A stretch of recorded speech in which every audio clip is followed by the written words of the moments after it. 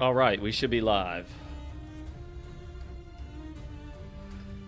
Let's turn that music down, and then I need to get this notification out and let everyone know that I'm here and we are rolling. Got a new microphone set up on this thing.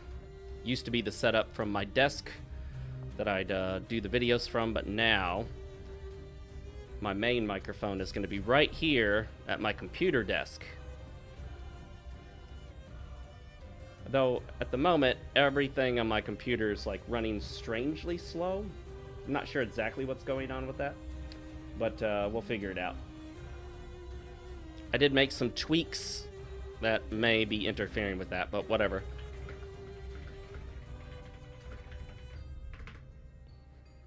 I'm going to put the live link directly in that X post and hope that X doesn't deboost it because there's a link. We'll minimize it. We'll get rid of that. We'll go back to the game and turn the game volume up all the way. There we go. Apply that, and then we'll make sure we're on DLSS, unfortunately, because DLAA, which looks a little better, just can't keep up.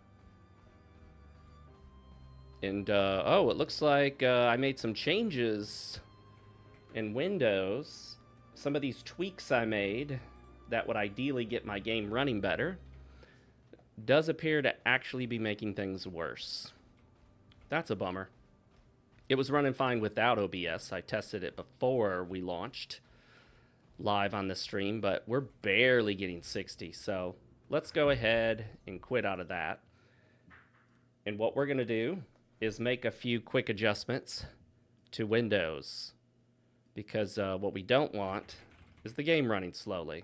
Some of these adjustments might require rebooting, which I'm not going to be able to do right now. So hopefully we can get this thing running well without all that nonsense. But what I'll do is I'll pause both of these videos playing in the background. I don't need to watch my own stream playing in two different spots. And we're relaunching Claire Obscure Expedition 33. Here's to hoping we get decent performance. Whatever changes I made may need to be reverted. Because if you're making changes that are supposed to help with performance and they're making it worse, well, that's not good. Yeah. Not great performance. Wow, I'm barely hitting 60 on this thing. So those changes I made that were supposed to help with FPS, according to guides and tests and all that, well, they don't help while OBS is running, that's for sure. Yeah, 59, 56. That's abysmal. I don't like it. And we'll probably get screen tearing from how slow that's moving. I may have to do a quick reboot, get this adjusted. Let's see what we get in combat. How about that? This combat won't last long if I do what I normally do, which is mow them down in the first round. Yeah, we're sub 60 FPS. That's no good. Told you I'd mow them down in one round. But then again, we're still in new game. And we're almost max level. This is my second saved game. My fourth playthrough of the game. So what we'll do is make a few quick adjustments. And then have to restart this whole stream. Because I can't play with performance that bad. That was not good. That was not good at all. We got to be above 60 frames per second. So I will be right back, guys. Sorry about the break in the coverage here. Give me a few minutes to make these changes.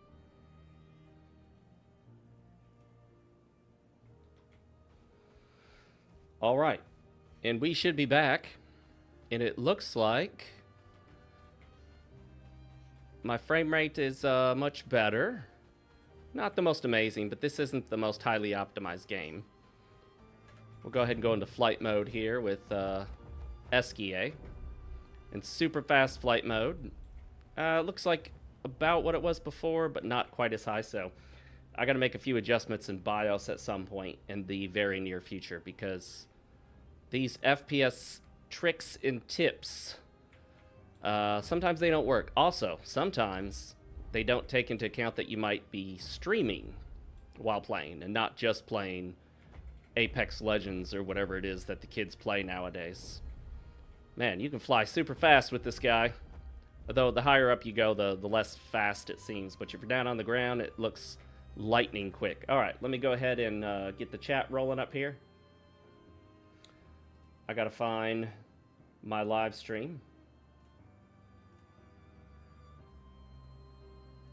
And here we are. All right. Simdal, how's it going, man? Did you show up before I had to reboot the system, make some little changes? I went through a bunch of changes that were supposed to help with my frame rate, make my system play games better, but it ended up just actually hurting the game performance. So that's oftentimes what happens when you try to optimize stuff. In the end, it ends up not working. So right now I got the desktop audio going at -7. Let's turn that up because I think it's like super quiet on the music front. The sound effects might come through extremely loud. They do for me when I'm just playing by myself. But what I want to do is hit up any areas that I missed. We've essentially already beaten the final boss of the game. It does look like a flying rotisserie chicken, doesn't it? And the goal now is to clean up all of the in-game, like post-in-game content, really. I think this is a different painting workshop from the last one. There are like, I think 3. You need to complete all 3 to get to the secret boss. Yes, this is a new one. Okay. I believe it's 3. If you fall here, you don't die, but it resets your position. It sends you back to the beginning to run through it again. And one of the biggest issues is the roll in this game. If you jump from high up, you roll. And the roll covers a good distance, so you can oftentimes roll off of a platform because of jumping. All right, is this where... Yep, interact with this thing. The color of the beast. But we're not done yet. We got to find the 3rd painting workshop, which maybe I'll use a guide or something. I can't exactly remember where it is. But Simdal, have you played this game before? And if so, what'd you think of it? Let's get out of here. We've done everything we can in that painting workshop. But we can do more in another painting workshop. Flight is the last ability you get for Eskia here. Not super happy with the frame rate I'm getting right now, but I'll go make those BIOS changes after this live stream. We will just live with the performance at the moment. I don't want to restart the stream again and make everyone wait. That would not be a good idea. All right. Let me move all this stuff around so I can see what I'm doing. There we go. Simdal says no, but I like the art style, though. Yeah, it's a very cool look to it. The whole game is themed around painting, canvases, and whatnot. Today's drink of choice, I probably should have done this before opening it, is Zevia Ginger Ale. Doing it while it's open is dangerous. I could spill it on my keyboard, microphone, on me. Spilling on me, no problem. And Simdal, if there's any issue with the audio, please let me know, because I am using the microphone that you would recognize from my videos back when I used to sit at that little white desk back there. But I think moving into the future, I'm going to do more videos that are primarily voiceover. And when I do appear on camera, I might be just seated at the computer. Because getting all set up to sit back there at that desk, it's a bit of a hassle. And I feel like it discourages me from creating more content and getting more content out faster. Are they guarding an item, or did I already get it? They're not guarding an item. Those guys are weak. We don't want to bother fighting them. They're a waste of our time. I'm kind of just floating around randomly at this point, looking for stuff like this item right here. That's a Lumina. We can use that on our characters to expand how many Lumina we can equip, which are basically these bonuses that you get, mainly, almost exclusively combat related. I don't think there are any Lumina that are not combat related. Oh, and we found a lost Gestrel. The more you find, the more rewards you get from the Gestrel chef back at camp. And maybe I haven't fought these guys yet. I don't think they give anything special, but just in case they do, We'll probably take him out in one shot because I am near max level and have already beaten the final boss of the game. So now we're just cleaning up the last stuff before we move to New Game Plus. Boom. Kill them all in one round. We got the level 14 of the Saparim, which is one of the many weapons for Lune. These are all the weapons we have for Lune. As you can see, that is quite a lot. Now, you can upgrade these weapons using upgrade materials, kind of like in a Souls game. However, you can actually find multiple copies of many of these weapons, especially New Game Plus. Let's say I want to use the Golem. That one is only level 13, 33 is the max. Well, if I play through the game, I might find a level 22 Golem.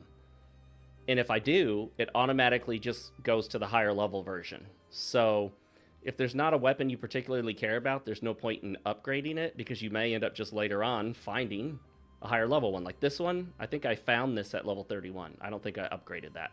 But I like the Golem because of the fire element. Also because it scales off agility, which I always want to max out agility. Agility is super important in this game. You basically want max agility as soon as possible because agility affects the number of turns you get.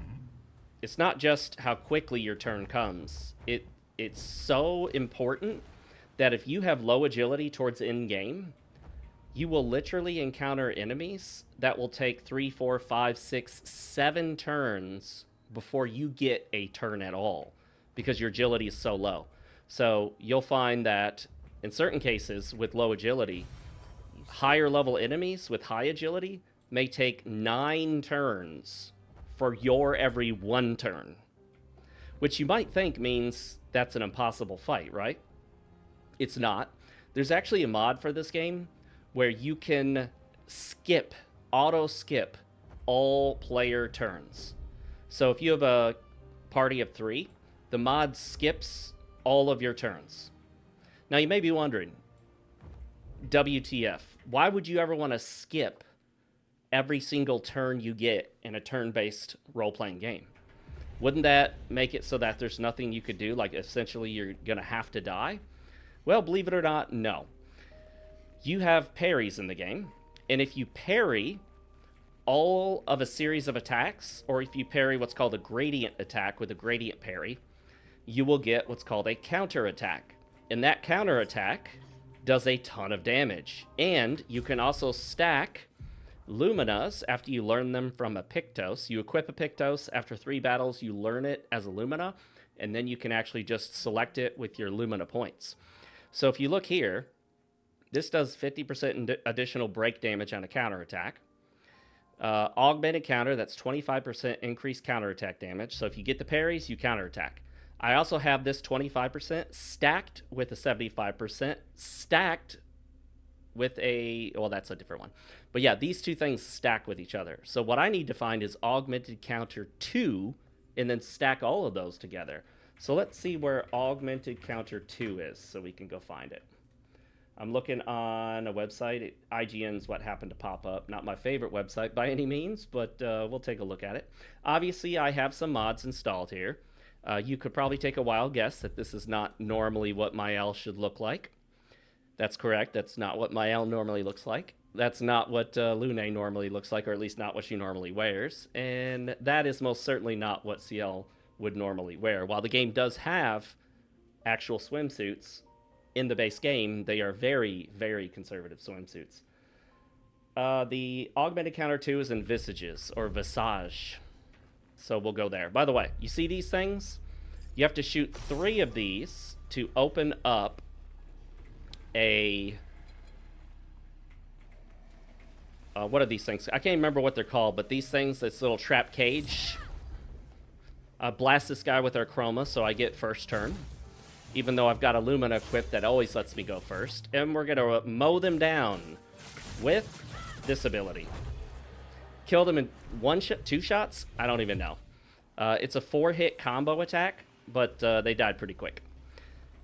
I really need to reset everything I changed to try to get better performance, because all the little changes I made for performance, according to this YouTube video guide that I thought seemed solid, made my system so much worse. All right, we shot all three. It opens up the paint cage, and inside is a new weapon, Redalim. Level 10. Like I said, if you already have that weapon, if the one you pick up is higher level, it will replace it with the higher level version. And then what we're going to do now is use the restroom. So let's just go ahead and I can't get on the toilet. I can't get on the toilet. We got to pee. Okay, enough of that. Let me move this IGN window out of the way over here. All right, we're back. Simdal says these types of games are fun until the meta is found. Well, that's the thing, is that what's the guy's name? The director, Guillaume, something like that. Can't remember. He said that he wanted players to be able to find broken builds, and you absolutely can find broken builds. So I have a question. Why? Let me take a screenshot of this. Why is the toilet seat, toilet basin down there, and then the tank for the toilet is like what? 6 feet above the toilet? 5 to 6 feet, maybe more? That's insane. Have you ever seen a toilet like that? Now, where we're positioned, it's changing the lighting, but okay, there we go. That gives us better lighting. We'll take a screenshot with that better lighting. What the hell is going on with this toilet? I have to know. Who are there toilets like that, like this in France? How would you even get, like, if something's wrong with the toilet, how would you fix it? You would need a step ladder to open up the tank.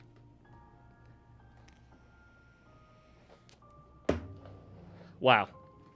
All right, enough toilet talk. Excuse me. Enough of that toilet talk. I've already been through this area, but I have not collected all the items.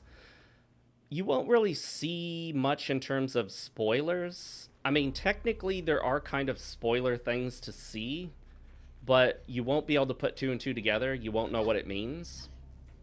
And it's unlikely that even if you played the game later on, you would really remember any of this and know what it means in any sort of meaningful context. Well, this guy's down here, but it looks like he didn't have anything down here. Either already got it, or there's nothing. We'll take him down with Phantom Strike. It does void damage, and if I remember correctly, nothing in the game is resistant to void. At least I don't think it is. Most enemies have at least one weakness and generally have one resistance. Not always, but for example, if you encounter a fire-based enemy, like the enemy's on fire, covered by fire, you can tell the enemy is a fire element of some kind. You know, they use fire, they're flaming from the head or something. Then if you use fire on them, it will either do decreased damage, or if they're resistant enough, it'll literally heal them. So all of your fire attacks will heal the enemy rather than damage them. But void, I don't think I've ever found anything that's resistant to void. But just for the hell of it, we'll use Gustav's homage. However, this one is the hardest to get the timed events on. You have to get 3 in a row. But it only hits one enemy. But it hits them like, what, 6 times? It looks awesome. We'll Swift Stride this guy, even though it's... Oh, yeah. Swift Stride even took him out. That's a weaker attack, though, so... All right. You guys should notice some better microphone quality from me. This is supposed to be a better microphone, but not significantly so. The other microphone I was using was a Audio-Technica AT2020 USB. This is a Rode, I believe it's the pod mic, and it's using XLR input, which is supposed to give the best quality. I actually have an XLR cable. So let me see if you guys can see it from there. No, you can't quite see the cable, but believe it or not, the windscreen on it is orange. I have the thingies orange, and the cable's also orange, kind of like a theme color from my channel. So the XLR cable is also orange. How do I get over there?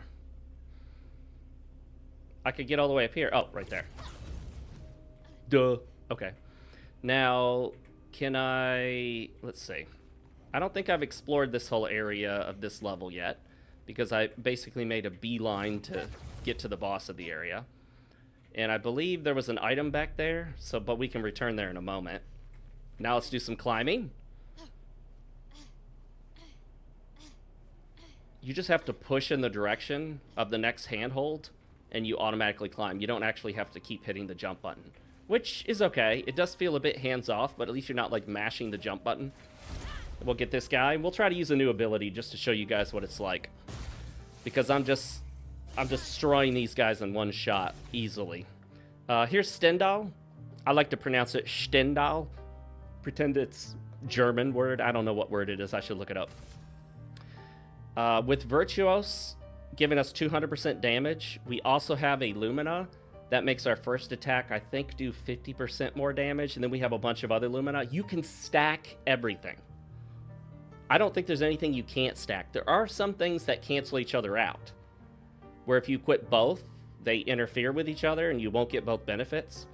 But you'll know that because it should be obvious. Like, parrying gives you an extra action point, but then there's an ability where you don't get action points from parrying, but you get action points from getting hit. So if you equip that one, and you equip the Lumina that gives you action points from parrying, you won't get action points from parrying. All right, here we go. Let's see how much damage we can do on this guy in one shot. It was not 18. Okay. Take a look at that damage, guys. This is not particularly high damage for Mael Stendhal. I have done so much more than this. We did just under 4 million damage in a single hit. But if Mael is by herself, she can have a solo fighter Lumina that increases her damage by an additional, I think, 50%. And then if she's at 1 HP, that can also increase damage. And all damage modifiers stack. So I've seen people do, before the patch, over 1 billion damage with her one move. The highest I ever got, without being like super picky about all my Luminas and the build and all that, the highest damage I've ever done with Mael in one shot was over 77 million damage. And that was with one hit. 77 million, one hit. Now, in New Game, that is going to roast anything in a single shot. It'll defeat the toughest secret boss in the game in a single shot. However, in New Game Plus, it's a good question. Would it one-shot anything? I think there might be some bosses that could survive the 77 million one-shot. Simdal says the soundtrack is pretty chill. So the soundtrack varies quite a bit. It depends on where you are and what's going on. There are a lot of lyrical tracks. There are lyrical combat tracks. There are some tracks that are much darker, some that are much lighter and cheerier. There's a wide variety of emotions in the music, in the OST. All right, I thought I saw an item back here, but I can't remember exactly where it was. And like I said, this normally performs better on my system, but I made some changes in Windows, also in the BIOS, and it does actually seem to be hurting my performance. So I don't want to reboot again. I've already cut the stream off once. It's performing okay for now, so we'll just deal with it. But I'm usually getting better performance. All right, we got a couple secret items there. We're going to go to the Visage, which looks like it says Visages, and then see if we can get the Augmented Counter 2. That area I went through pretty quickly, and I skipped a lot of the side content there. We picked up 3 Color of Lumina, and so you can use those to increase the total Lumina points the characters have available for equipping Lumina. And since we have 3, and she's 3 from 200, we'll get CL to 200. My focus is on Mael and Lune. CL's my third.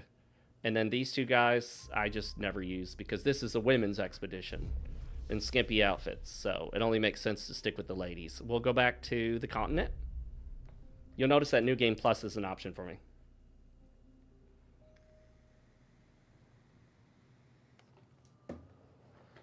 Simdal said that's what I told her last night. I usually get better performance. Yeah, usually the performance is better, but this time, you know, I tried to optimize it and I screwed something up. Whoops, hit the wrong button. The only thing weird about using mouse and keyboard with this game, it does take getting used to if you're used to using a controller, obviously. But one of the weirdest things is that to fly up, you click the left mouse button, and to fly down, you click the right mouse button. It makes sense if you think about what the buttons are used for, but it doesn't feel intuitive just to do it that way. And if I'm not mistaken, I don't think we can get back into the mask area. Let me see. I think we're... Oh, this is Visage. I was thinking Serene. Okay. This is an area where you have to defeat an incredibly large, powerful boss known as an Axon. And you're given the option to either directly go fight him or to fight 3 mask bosses before fighting him. And each one has a small little area dedicated to it. And I don't think I can go back through them. So I may have actually lost that augmented counter Pictos. I might not be able to get it on this playthrough. If we're locked out, we'll see. But basically, the reason you would want to fight the 3 masks before you tackle the boss is because each of the masks gives the big Axon boss a special ability. Like one of the masks will heal him. I think another mask will cause him to play twice in a row. They all have some negative consequence if you don't fight them. They're not particularly tough to fight, so it's not bad. And you notice there's a wide variety in terms of the settings here, but I'm pretty sure... Are we not locked out? Can we go in here? Oh, maybe it will. I hope we can do this because I was in a rush to get to the end game because I'm doing a review for the game in the format of my absurdly stupid review series. Man, this performance. The changes I made in the BIOS on my CPU are just not good. Not good at all. Let's go ahead and decrease a few things just to get some better performance here. Let's see if that helps. Though honestly, turning down settings doesn't always appear to really do much. Yeah, if you look, I'm getting pretty much the same exact performance, which is odd. Well, they almost got us before we got them. All right. They're in Berserk mode, which means they can take 2 turns at once, but they're not going to get a chance to take a single turn. See you later, guys.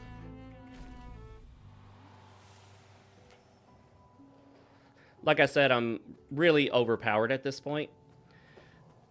If you do all of the optional content after getting the flight ability before tackling the final boss, you will be massively overpowered, and the final boss will be pretty easy.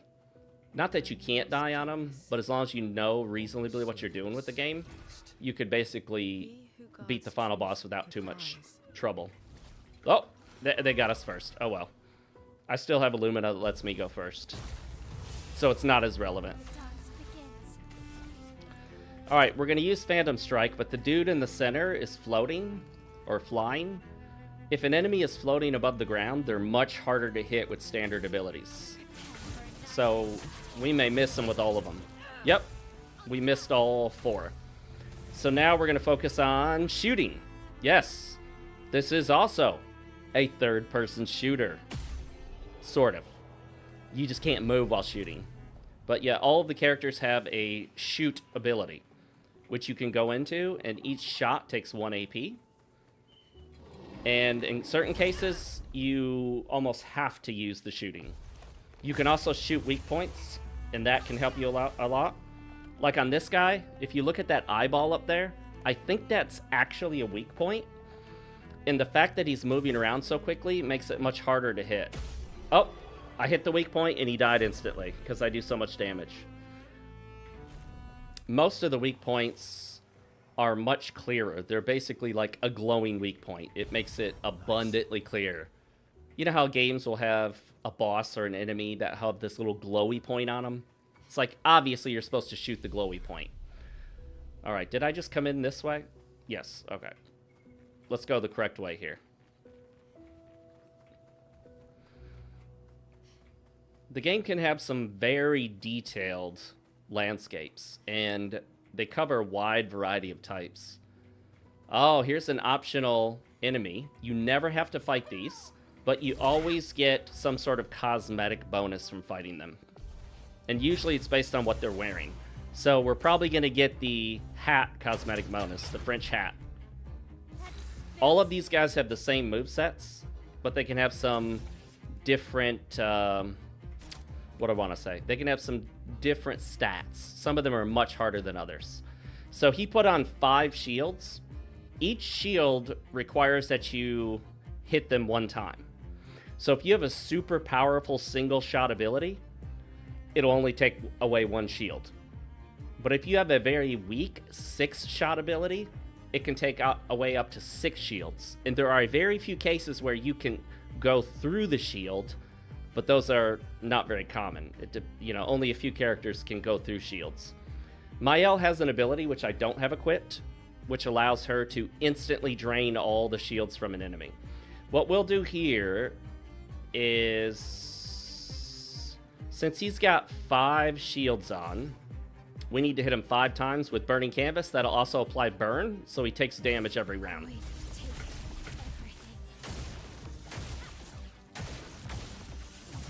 And we stacked 10 burn because we have Illumina that doubles our burn. So now for 10 turns, he'll take fire damage every single time it's his turn.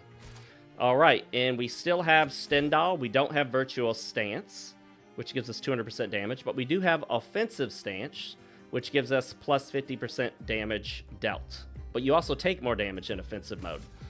So we're going to use Stendhal anyway. And it killed him outright. Normally, for those enemies, you have to break them. You have to build... Nice. Nice camera angle right there. That's just where it put us.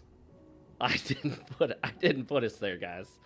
This is the camera angle it gave us. We're just take a couple screenshots of that and kind of sit there for a moment. Yeah, it's not quite the VAT system. Everything does stop to allow you to get your shots off. There is no active battle time system.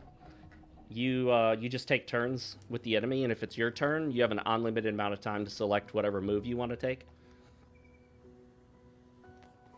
All right, enough of that angle. So we got the baguette outfit for Verso, and now we're going to go get this journal. There are so many things to keep track of for fights, but the good news is, unless you've set it to expert difficulty, you don't need to utilize them all. If you're in expeditioner difficulty, you need to be aware of a lot of them and account for them.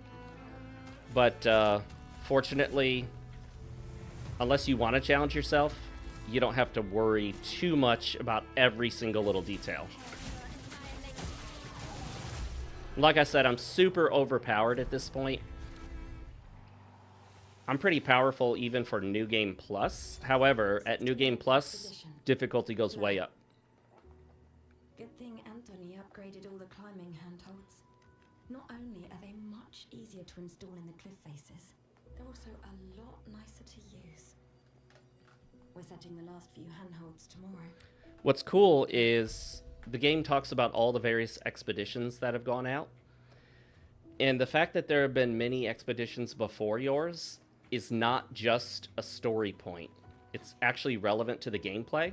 Because when you get to segments that have these handholds, like these right here that don't go anywhere because they didn't finish these, you can actually use them to traverse. And the characters comment that the handholds were placed there for climbing by other expeditions.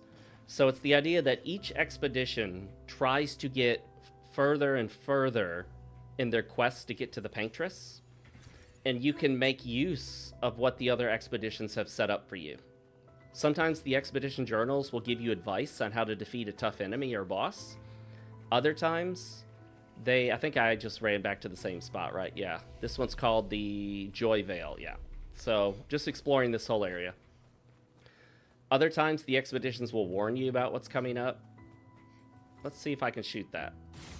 No, okay. I think there's some area where you can actually shoot the eyeballs and something happens, although I don't remember if it's here or somewhere else. It might actually be in Serene, which is a different area.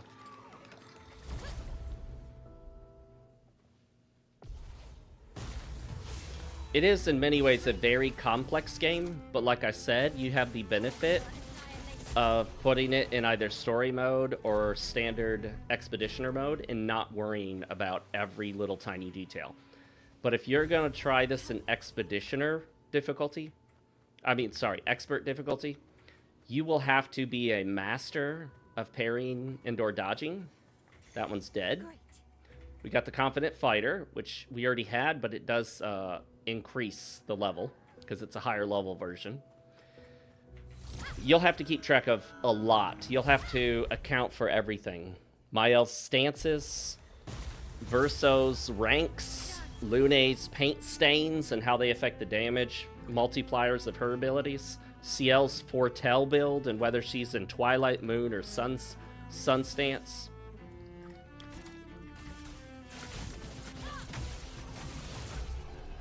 Especially Mael, because if you're not good at parrying certain attacks, you can put her in defensive for the round if you know a tough attack might be coming, and she takes, I think, half damage, but she doesn't deal any extra damage. If you have her in offensive, she'll do 50% more damage, but she'll take 50% more damage as well. Now, I believe this is where the boss would have been, but because you defeat the masks with the Axon boss, I can't actually fight this boss separately now because I just basically defeated them all at the same time. It's harder to do that, but since I was over-leveled and pretty powerful, it wasn't too tough. But if it's your first time through the game, you definitely want to take out the masks first. You don't want to fight the final boss with all 3 masks still active. Some of the enemies look kind of freakish, and they make these kind of terrifying noises.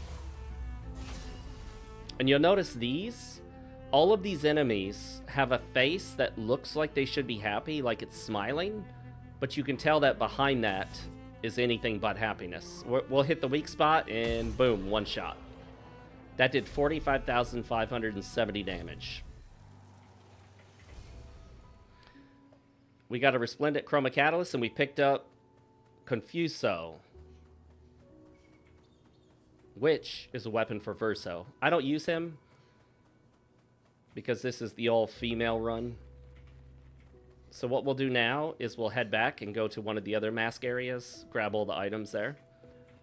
Bummer we can't fight the masks, but whatever, you know. I've fought them 3 times before because this is I believe we already went back here, but I'll just double check. This is my 4th playthrough of the game. 4th. And am I getting tired of it? No. I wouldn't mind playing this through on New Game Plus, because on my first save file, I played New Game, I played New Game Plus, and I played New Game Plus Plus. Which expedition put this flag here? Expedition 69, guys. Look, they had to use the number because, you know, they were counting, and you can't just skip the number, okay? Let's see, do we have any extra Lumina? No. We'll go back to the continent. Well, no, we will fast travel to the plaza. I think that's the start of the area, and that will allow us to take a separate mask path. So we took the one all the way to the left. Now we want the one all the way to the right. I'm trying to remember which one was the straight path to the boss. I think that was the boss path. So we're going to take this path next. This is another mask. But it is cool that you have the option to take these separate routes to make that Axon boss easier to fight. And when you cross a certain threshold, watch this. You can hear it. It actually makes a noise. It kicks in like it's changing, like something is changing. What I'll do is I'll turn the volume up all the way and let you listen to it. Ready?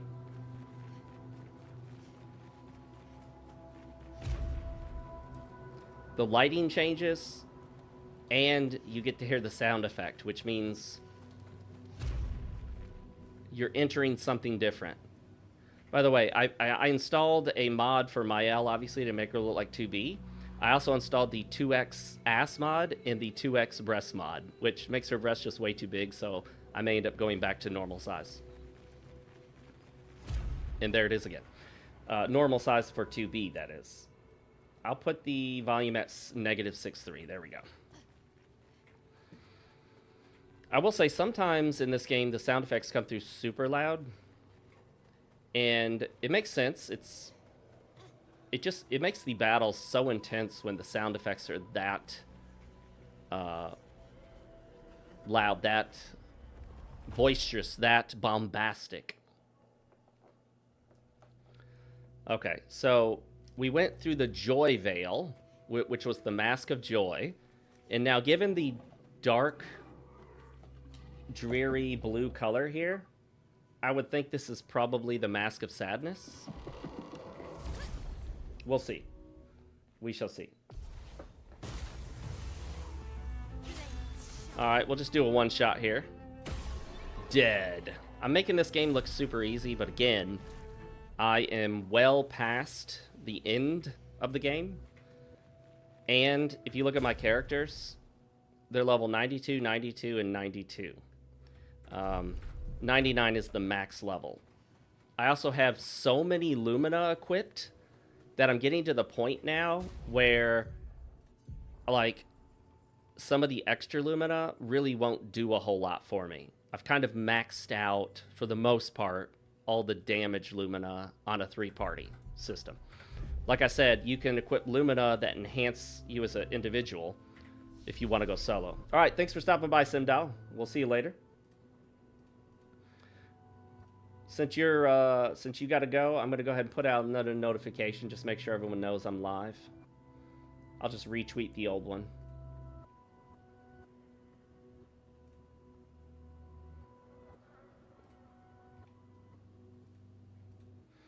Boom. Retweeted. That makes it easy. And then we'll see if anything's going on Twitch. Nothing on Twitch. All right, we don't need to rest. We're full on health. Resting also restores all the enemies. So it's a good idea not to rest if you don't have to, unless you want to fight the enemies again. Which I don't need to. Alright, we'll just mow these guys down. Hopefully we hit the flyer. Yep, we hit the flyer, but not enough to kill him. Oh, you can't do anything about exhaust. That was his death move. Some enemies in this game have a move that they do as they're dying. And you'll notice the background is not always static. These things appear to be alive and moving. So you wonder, will they jump down and attack you? Maybe, maybe not. Who knows? We'll find out. I will say that this game does not pull the surprise attack maneuver very often, which I appreciate. I'm not always a fan of when you're just moving along and boom, something jumps on top of you. These guys didn't seem interested in attacking us, but we are interested in attacking them. Alright, 2 of them are floaters, so we'll probably miss them with any of our base abilities. So what we'll do is destroy them with these shots. Let's see, I think maybe we can dodge the exhaust, or maybe not. I think exhaust is just a guaranteed hit. And let's see if I can take him down with shots alone. Probably not. Oh, yeah, easy. Wow. I forgot how much damage you do when you're super over-leveled.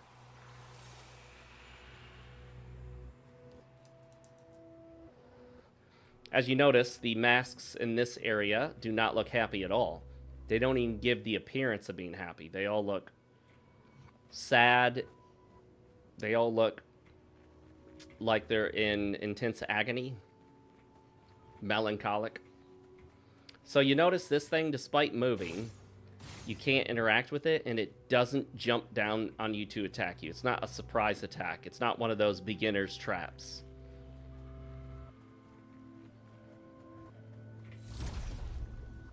And you'll notice that, unlike in the Joy Veil, in the Sadness area, a lot of the enemies don't even attempt to attack us. They don't chase after us.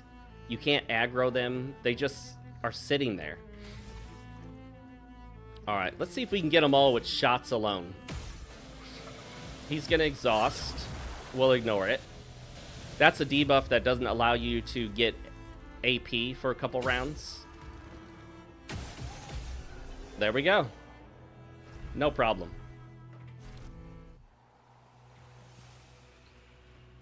Sometimes there'll be optional enemies surrounding an item, and it's extremely difficult to get the item without fighting them. So you're intended to fight them. You can occasionally try to draw them away and then run back to get the item, but it doesn't always work. Here's a journal. Let's see what it has to say. Expedition 39. Albert. Edith's not back. So until then, we stay on recon. All these masks are freaking me out. Fucking creepy. I swear I could hear one of them singing. The Nevrons around here behave so strangely. Almost like they don't really want to kill us. They still do, though. This place is making me crazy. Maybe if I wore one of these masks, they'd leave me alone. So this guy suggests the possibility you could wear a mask and blend in with them. But he also addresses the fact that the enemies here don't seem interested in attacking you. And that's a really cool thing about Expedition 33 is that a lot of the lore, a lot of the little story bits come into play with the actual gameplay itself. This isn't just a Sadness Veil in theme. It's not just a Sadness Veil in looks or aesthetic. It's a Sadness Veil in gameplay, because the enemies you encounter here make no attempt to fight you. This is actually an invisible wall, because right here is normally where the mask fight would start, but because we already beat the Axon of this level, that also counted as destroying the masks. Because again, these masks are all optional insofar as you can fight them before the Axon boss to make the Axon boss weaker or have fewer abilities, or you can just go straight to the Axon boss and deal with the masks giving him extra abilities. It's a much harder fight with the masks, but far from impossible. It's definitely doable. So this is an entirely optional side spot that you could miss, which I skipped the first time through on this playthrough. And it houses what looks like possibly a journal over there, as well as that item back there, which was just chroma. Chroma is this game's currency. This guy might be chromatic. Let's see. Okay. Chromatic enemies generally look similar to their standard variant, but they're much more powerful. However, we're so powerful that we'll probably kill this guy in one shot. So let me use one of my weaker abilities and see what that does. I'm going to purposely use a weaker ability. Might still kill him. Oh, still kill him in the first shot. I'm just that powerful. And there we go, guys. That's exactly what we were looking for. Augmented counter 2. So now what we'll want to do is see how much that augmented counter 2 costs. Oh, that's right. We need to equip it as a Pictos in order to learn it. So let's see. We will put it, I guess, on Lune. And then she'll learn it for all of us. And we'll go from there. So where is it? Augmented counter 2. So 25% increase. We got a 75% increase to counterattack damage. Those stack. Then we'll get a 50% increase, and that'll stack. So that will make our counterattacks do even more damage. And when you equip a Pictos, it gives you a bonus stat increase. It increases her critical rate by 15, and it increases defense by 208. However, it's lower level. You'll notice this level 29 increases health by 2,700 and defense by 1,572. So compare 1,572 to 208. This one's obviously much better for the passives. However, if you equip it as a Lumina, it does not have those passive stat bonuses. Only the Pictos do. So, even though you may already have a Lumina that you learned from a Pictos, it may still be useful to equip the Pictos to increase your defense, speed, health, agility, whatever the case is. Like, for example, auto regen is defense. Let's see if we can find one that's agility. Oh, yeah, speed. They call it speed here. In the higher level, the Pictos, the higher the stat bonus, which makes sense. That was 5 Color of Lumina.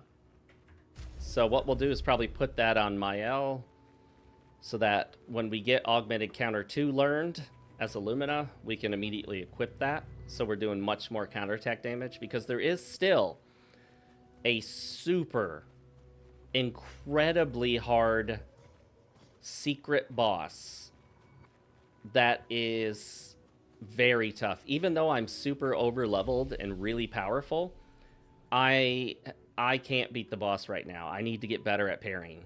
I keep dying to the boss.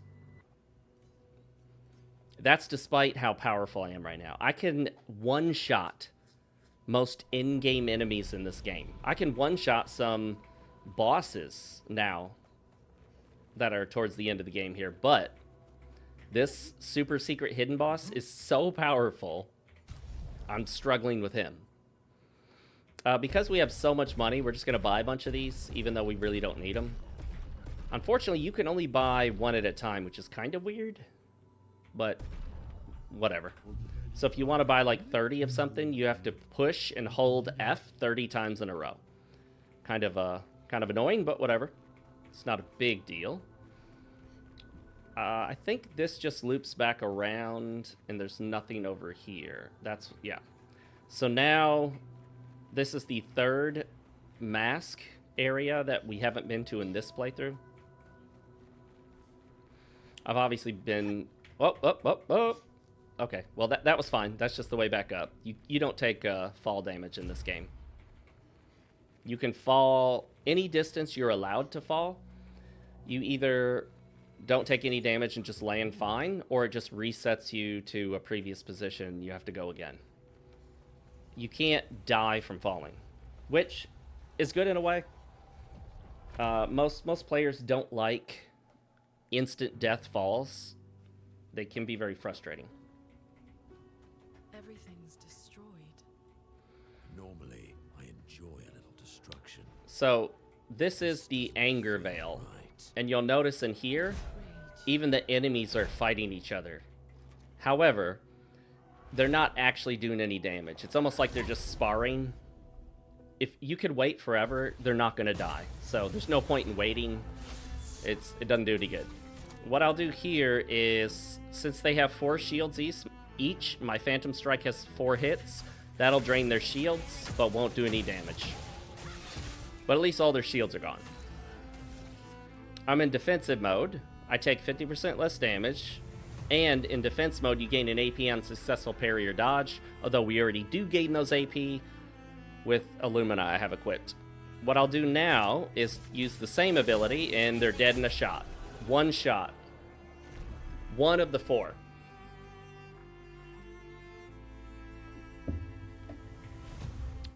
You get a 20% experience bonus if you win a battle without taking damage. If you beat the enemy with no damage.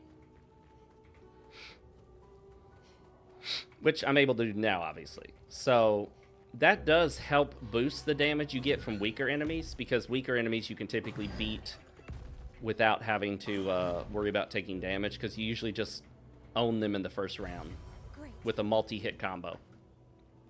As long as it hits all the enemies at once. A lot of abilities only hit one enemy. Some abilities hit all enemies. I don't think there are any area of effect. Like, they don't use the actual placement or spacing of characters on the battlefield, because everything in terms of that is static. You are where you are. The enemy is where they are. You don't move around on the battlefield during battles. Which I'm fine with. This game doesn't need that. It's not built around it. But games that are built around it, say like Chrono Trigger, that's cool because if you're looking at using a special ability like Chrono's Spin Slash, you can sometimes wait for the enemies to group themselves together and then do the Spin Slash and hit them all at once. Instead of only hitting one or two, you could hit all three. Alright, what we'll do here is try Phantom Strike. We might get the floaters, but they have very high dodge to normal attacks. Got him. One of the hits got him, and that's all we needed. And then, at this point, I think anything will kill this guy. We could just shoot him. Oh, but notice he doesn't take as much damage from fire as the variation of him in the other two Veils. That's because I believe they're fire-based. It didn't say resistant, but it definitely didn't do even a fraction of the amount of damage. There's an area off to the right there, but we're gonna, well, to the left, but we're gonna start to the right. Boom. So that leads back to the manor. This, I think, is short and just has an item. And notice all the enemies here, as soon as they notice you, will come at you. In keeping with the concept of anger. If you're angry, you want to fight your enemies.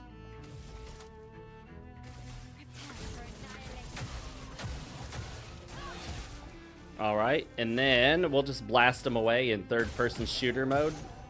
Oh, that guy took 4. Couldn't even finish that guy. And I'm out. We'll just hit him normal. There is massive damage inflation in this game. You start out doing damage in like low double digits. You might hit an enemy for 12, 18 damage.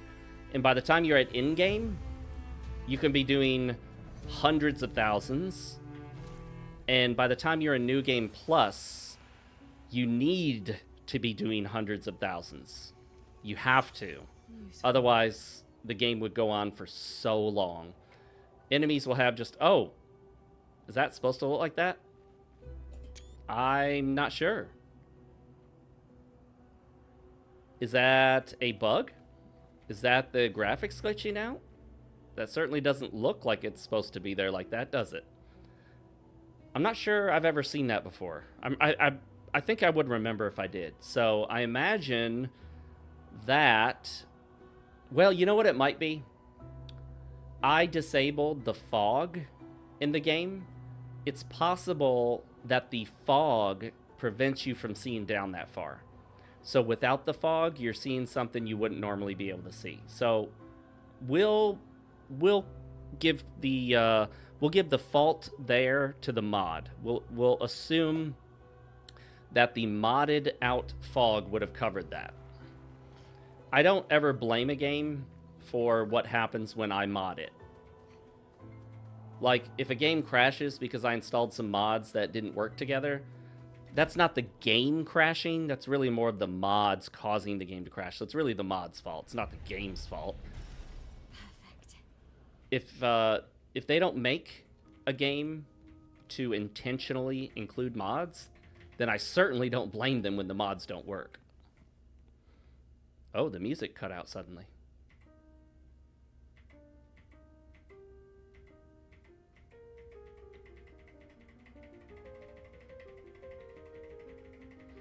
Every time you hit the E key, it goes to the next note of the song.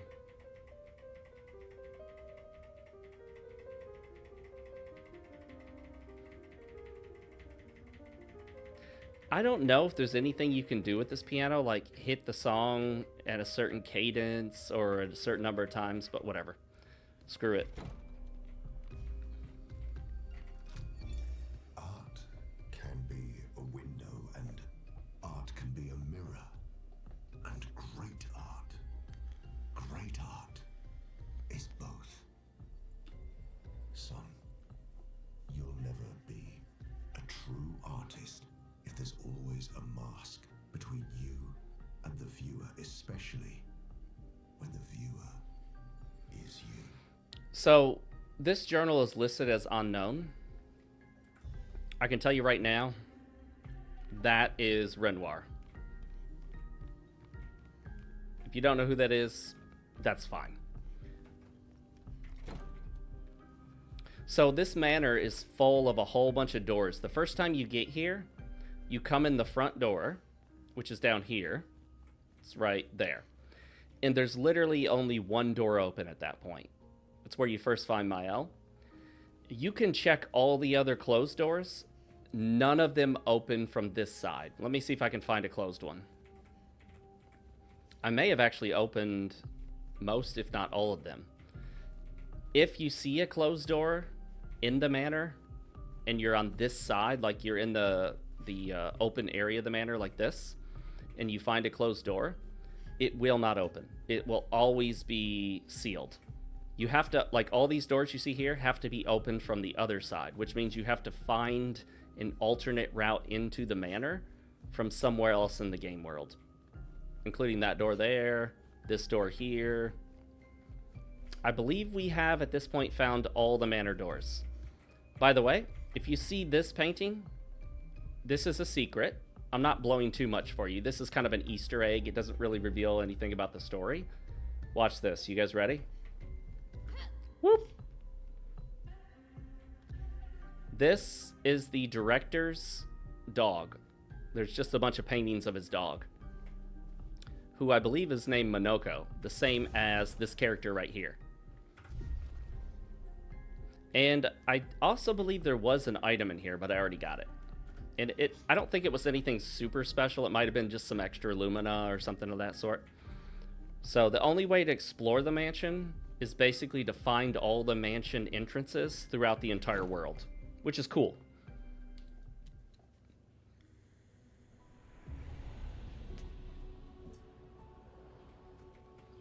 We're in the Visage, or Visages, if you just want to pronounce it the English way. We explored this side. We're going to go to what was the left when we were walking in, which is right here between these two rock formations. Because that right there is going to be the boss of the area. This is probably the shortest of the areas, but it does have several optional areas. Like, you can run up here, and you can climb, but as you start to climb beyond where you're supposed to, excuse me, you'll notice the character might kind of wig out a bit, and it makes clear that you're not really supposed to be there. Excuse me, guys. Throat tickle. So while you can run up here and climb up here, there is nothing up here, and there's no point in doing so. Let me see if drinking will get rid of this throat tickle.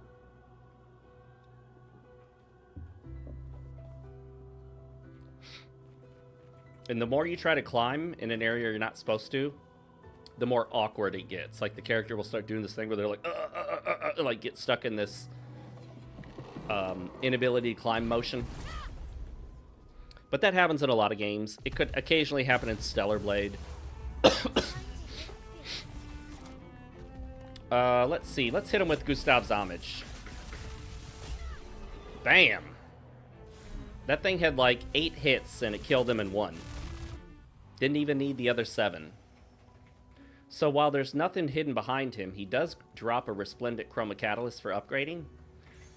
And he was guarding a powered attack. On every damage dealt, try to consume 1 AP. If successful, increase damage by 20%. That's a good one. So now we have 2 more Lumina we want to equip. However, we'd have to start on equipping to get some points back here. We don't really need Shell. We don't need Solo Fighter. Generally speaking, I'm not normally solo. Marking shots. I don't usually do a lot of shooting on tough enemies where I need any extra damage. We'll get rid of that. And what we want is Augmented Counter 2 first. And then after that, we want that powered attack. But we have to equip it and learn it first. Hit C. The C key on the keyboard takes you to your Pictos. And we have shortcut. Immediately play when falling below 30% health. I don't normally fall low on health, so that's useless. Anything about reviving, anything about something that happens when you die, I generally don't die because I parry. I either jump, parry, or dodge everything, so those won't help me out. Where is that powered attack? Let's organize it by alphabetical and go to the P's.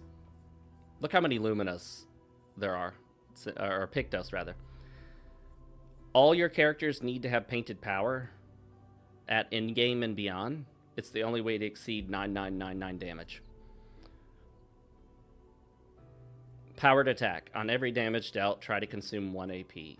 Okay, we want to learn that, so we'll use it right there. She loses some health from the passive bonus. She gains the tiniest bit of speed, but really we'll just keep it on her long enough to learn it. That's the most important thing. We want to learn that so we can equip it as a Lumina. When I first played the game, I thought you had to learn each Lumina on each different character. You don't. If any character learns the Lumina from having it equipped, it's available for all your characters. So what I was doing is when I found a Pictos I liked, I would equip it on one character, and when that character said that they learned it, I would then equip it on another character, and then I guess I was thinking you have to put it on each character and have each character individually learn it. You don't. The Luminas are learned on a party-wide level. So if one character has learned the Lumina, they all have. These guys are guarding an item. That means it should be relatively good if you have to fight for it.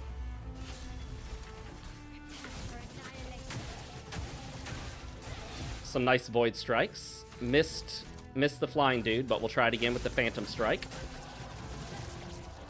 And all 8 shots missed that dude. That's how high their dodge is on normal attacks. But one shot to his head and he's dead. Headshot, dead shot.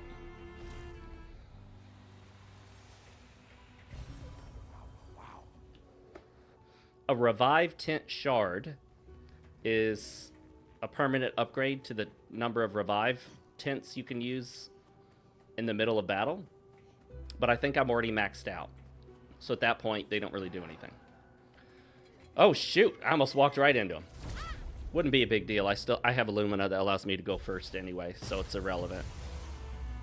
All right, we'll try this again. So we killed both of the floaters, and now we'll kill them with the burning canvas. It's a cool looking move. She floats around, like she flies around, blasting them with void damage and applying burn stacks. And each burn stack does 1 hit of burn damage for every turn they take. Looks like we forgot to grab this item up here when we came out. So we'll go get it now. While you can shoot when you're outside of combat, it doesn't really do any good to shoot enemies outside of combat. They will respond to being shot, but it doesn't hurt them. It doesn't seem to have any effect. You're mainly just intended to shoot things in the environment for various reasons.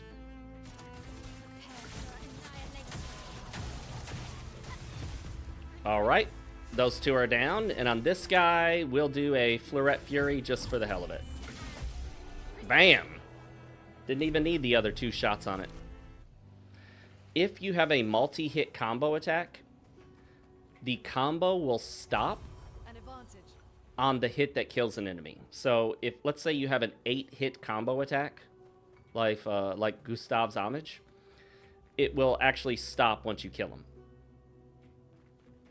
So if you kill him on the first shot, that's the end of the combo. Did I miss an expedition flag, or was I just... Yeah, I think I was just seeing the regular expedition flag for this area. But I guess it really doesn't matter. We don't have to come back here for anything at this point. You're able to fast travel between expedition flags, which is very useful if for any reason you need to go to the continent or you need to go somewhere else and you want to come back to explore. You can then immediately fast travel through all the different points, which is awesome. That saves you some time. You don't have to run through the entire area from the start. So that's cool. The Z key brings up Esquier if you're playing on mouse and keyboard. The jump key causes him to fly if you have flight. Shift alternates between what's normally walking or slow flight and running or fast flight. I think we've already been in here, but let's double check. What is this? Isle of the Eyes. We have not. This is where we can do something with the gun, with shooting. So I'll show you. You have to land before you can cancel SGA. You can't cancel him in the air. And if you ever find merchants in the overworld, they pretty much only ever sell you cosmetics or records for playing music. They don't ever sell you anything really gameplay related. So merchants in the game world are pretty much, they only sell you cosmetic items and collectibles, like music records. So we're going to go in here, and you guys are going to get to see what happens when you use the gun, the shooting, while playing instead of, you know, in the normal gameplay instead of in a combat. So that right there is just like ink. Or that's an oil spill, guys. The oil tanker took some hits and it just leaked oil. So get your Dawn soap out and save those little baby chicks. We haven't been here yet, so this will be, well, not in this playthrough, that is. I've already played through the game 3 previous times. This will be my 4th playthrough, and I probably am going to do a New Game Plus on this as well. Though for this one, I started it fresh. On my last save, I was playing New Game Plus, New Game Plus Plus. There's nothing in there. Now, notice these eyes. Watch this. The eye disappears. So, that's a big hint that something's going to happen if you shoot all the eyes in this area. Of course, that means you have to find all the eyes in this area. And I think the way to find the rest of them is down here. Alright, that guy is something unique. You have to chase him around to get him to lock into a special spot where you can actually fight him. Right there, that's it. So we'll go back to him, and what we'll do is come at him from the other side, because depending on what direction you come at him from, he goes in a different direction. Alright, so he went over there. That's good.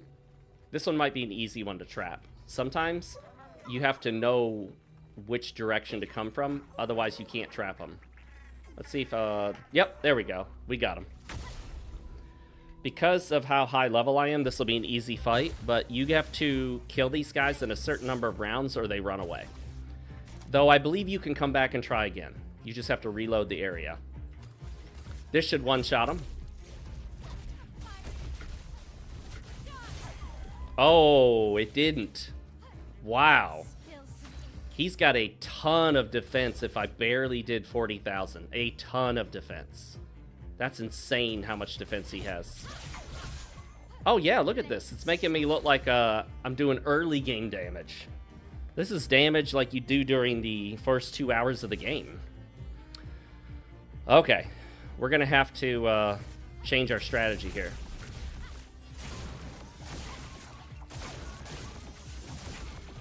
And we're not building up break, so we can't break him. I wonder if he's weak to fire.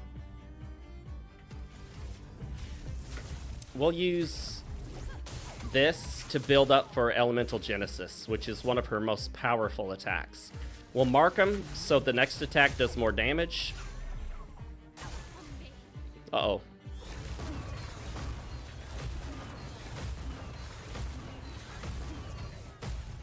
There we go. And that, wow. Now, he doesn't have a ton of health. They just gave him a shit ton of defense so that the health he does have is enough. So what we'll do here is we're in offensive mode.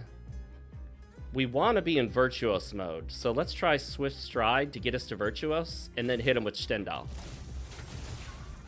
Though, honestly, Stendhal is not doing as much damage as it normally does. I would normally expect it to be in the hundreds of thousands, if not possibly millions. Alright, Elemental Genesis. This should do some good damage, I hope. 1, 2, 3, 4, 5, 6, 7, 8. That did not do a whole lot. Wow, this guy's got insane resistance and defense. Wild, man. Though he does appear to take a little bit more damage from Dark. So Dizzy is an actual gameplay effect that affects you as the player. Because watch this. If you try to go into attack, or shoot mode rather, your cursor just kind of jitters all around because you're dizzy. So it actually affects your ability to aim. But in this case, I don't know. Will shooting him in the middle there actually do anything? I don't think it normally does. Oh, it did. Actually, maybe that's what will allow us to do some damage. Maybe that's the catch with this guy. Nope, that didn't. But we can shoot that thing. Is there going to be another one? Ah, I missed it. I see. So the gimmick with him is, while you can mow him down with regular attacks, you're supposed to shoot all that stuff. That's why he applies Dizzy, to try to throw you off. Hey, Drunken Dwarf, how's it going? I gotta pop out the Twitch chat. I'm normally used to you being on YouTube. I left the Twitch chat in the Twitch window, and it's like this tiny little box, so I didn't see your chat immediately. Is Virtuous Stance OP? Well, Virtuous Stance causes Mael to do 200% damage, so double damage.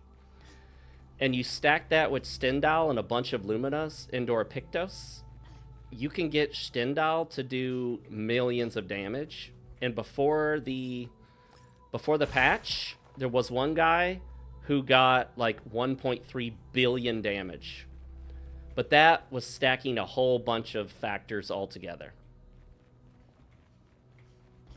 Like, CL has an ability that can double the damage of one of the party members, but she has to use her turn for it. However, Mael has a Lumina that causes her to do 50% more damage on the first round. So there are a lot of factors to consider. There we go. See, you got to shoot the 3 eyeballs to get the bridge to drop.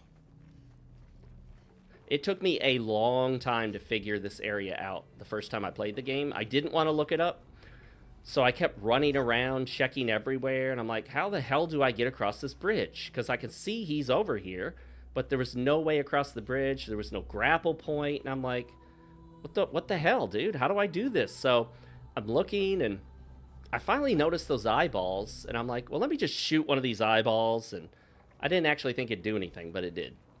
All right, this guy's going to be chromatic, I can tell. Chromatic variations are much tougher. I am super over-leveled. I have so many powerful Luminas and Pictos that will probably beat this guy pretty darn easy. I'll do the Gustav's Homage just to get rid of all of his shields. Only 2 of the hits will do damage, because 6 of the hits will just be knocking down shields. 2, 3, 4, 5, 6, 7, 8. Alright. And now, Swift Stride is not terribly helpful if he's not burning, and he's not, so we'll just hit him with normal attacks, build up our AP. Alright, here we go.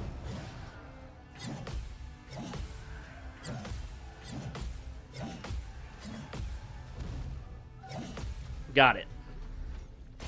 And dead. I think it was her counterattack. Lune's counterattack did just under 1.2 million damage. And we got a new weapon, Face-Some. Or Face-Some? Face-Some? I don't even know how it's supposed to be pronounced. That's the thing in this game. A lot of things, you're not sure how to pronounce it. And it's not just because they're French. A lot of these words are not French. Let's see what that weapon does. It's clearly for Mael.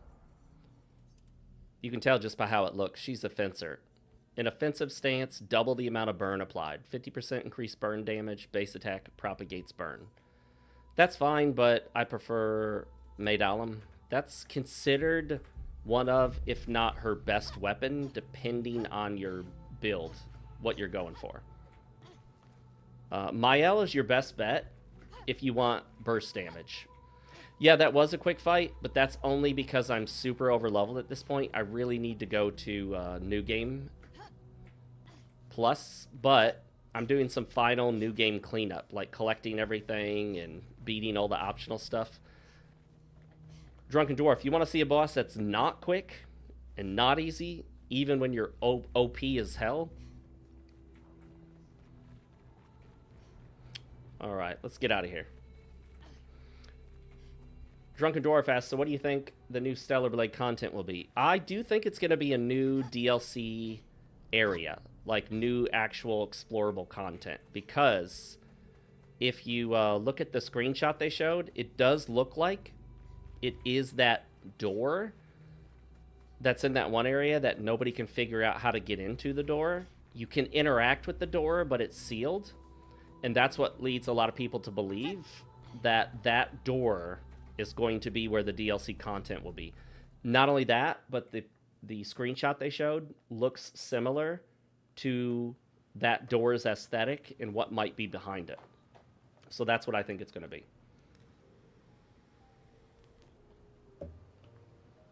And of course, my goal will definitely be to live stream the new content of Stellar Blade. Although it depends on exactly when it hits and what I'm doing. But I hope to live stream it when I do play it. Oh, can't bring him up there. You got to have enough space to bring up Eskia. All right. We're going to go to the... Where's it at? Renoir's Drafts, right there. So I need to go southeast. Whoop. We're going to go around this thing. The masks visage, which looks like visages. Depends on if you want to pronounce it the French way or the English way. English way is visages, but I think the French way is visage. Visage. Renoir's Drafts. This is the toughest area in the game. Period. I did some updates. I made some changes to my BIOS settings, like the virtualization, CPU virtualization, and a few other things, and then made some changes to Windows that was supposed to help optimize, and I'm getting worse performance. So I'm going to go undo those changes after I'm done with this stream, because it appears it's just messing everything up.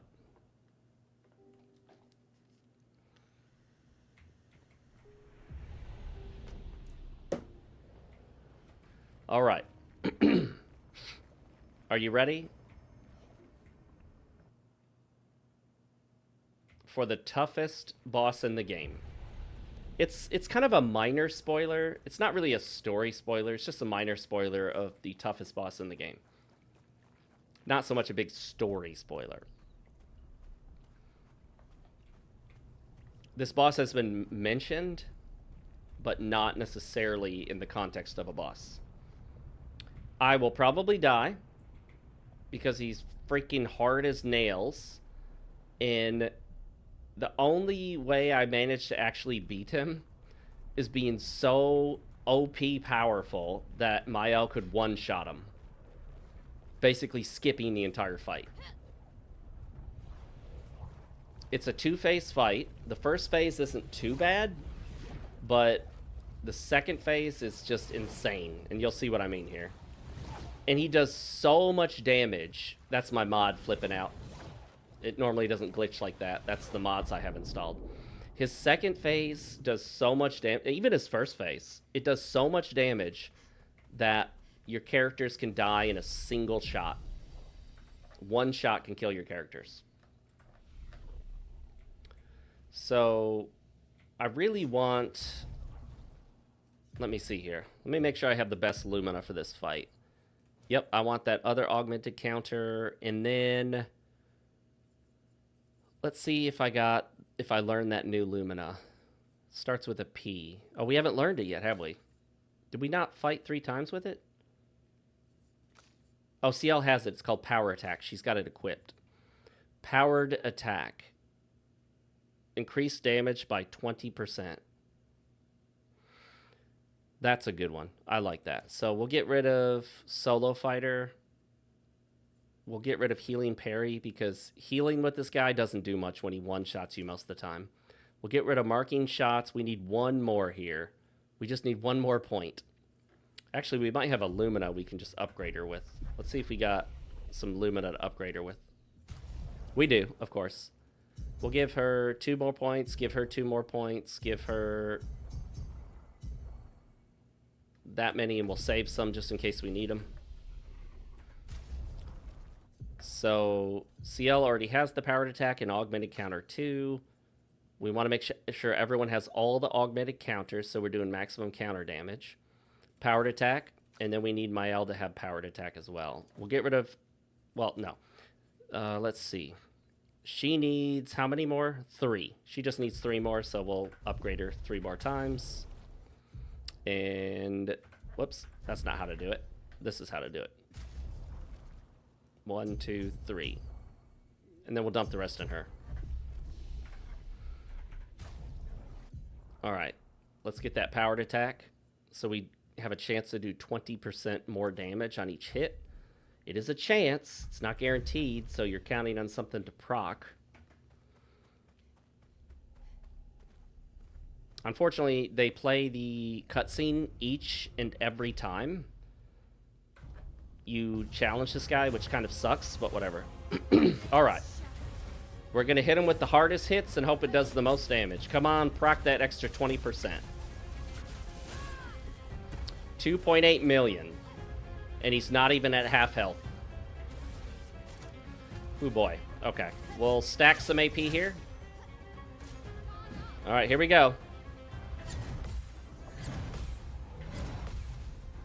I managed to block those, but trust me, it gets a hell of a lot harder.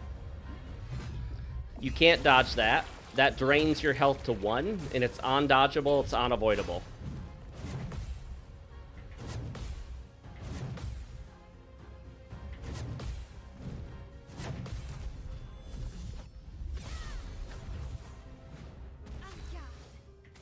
You can see the massive amounts of damage I'm doing, and it's not really hurting him nearly as much as you'd think it would.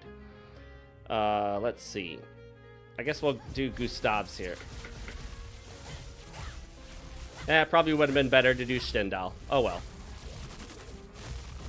I knew Stendhal would have been better, but it put us in Virtuos, though we don't have enough for Stendhal. So we'll just hit him with Burning Canvas.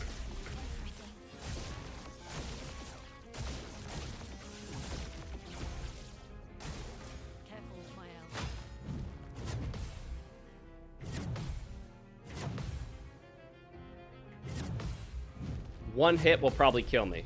Well, yeah, Mael, because she's got 1 HP. But 1 hit kills just about any of my characters. And now CL's at 1 HP. 1 HP, how's that fair to the player? It's not. This guy is not fair. He's totally optional. You don't have to do him. But, yeah. Oh, you know what? We can break him. Let's see. Can we get a break from her gradient? No. I don't think she has any ability that can break, do we? Yes, Mayhem can break, but I don't have enough. I don't have when I need to cast that. Alright, whatever.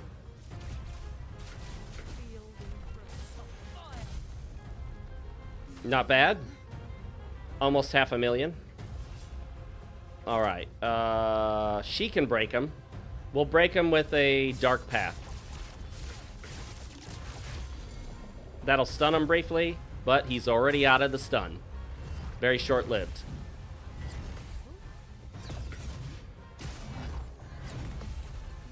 He had a jump. He had an attack in there that had to be jumped, which is a different maneuver from regular parries.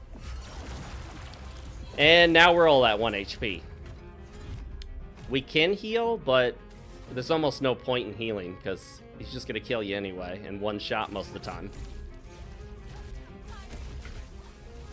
Alright, you think you're done, but you're not done. There's a cutscene.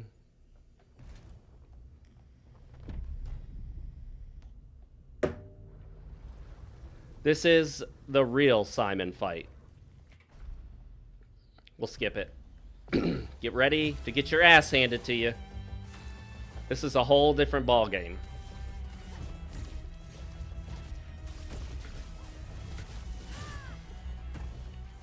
$4.2 million, and look how little of his bar went down.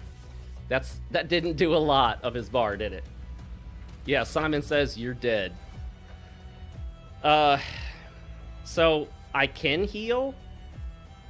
I'm not even sure if there's a point, but I guess I'll heal Mael, because she might be able to survive one hit. Oh, fuck. I killed myself because I forgot I have inverted. Oh, I'm dead. I missed one of the parries. Each of his attacks, for the most part, have a quick follow-up attack. I forgot I had inverted, so healing killed me. And he removes any of the characters he's killed. So now they're gone.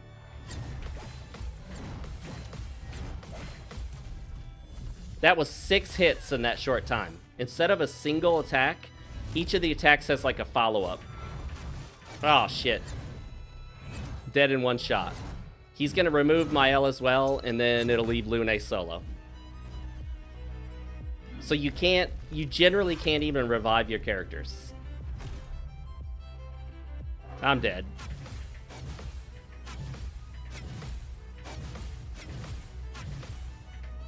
Fuck, I fucked it up. You can see the insane amount of hits he has on each attack.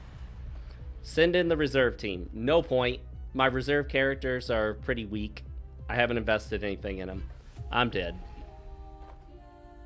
This is the only enemy left in the game that I can't beat right now. You have to be insanely good with the parries. Alright, well, enough of that. Enough of that bullshit. Let's go back to something we can accomplish.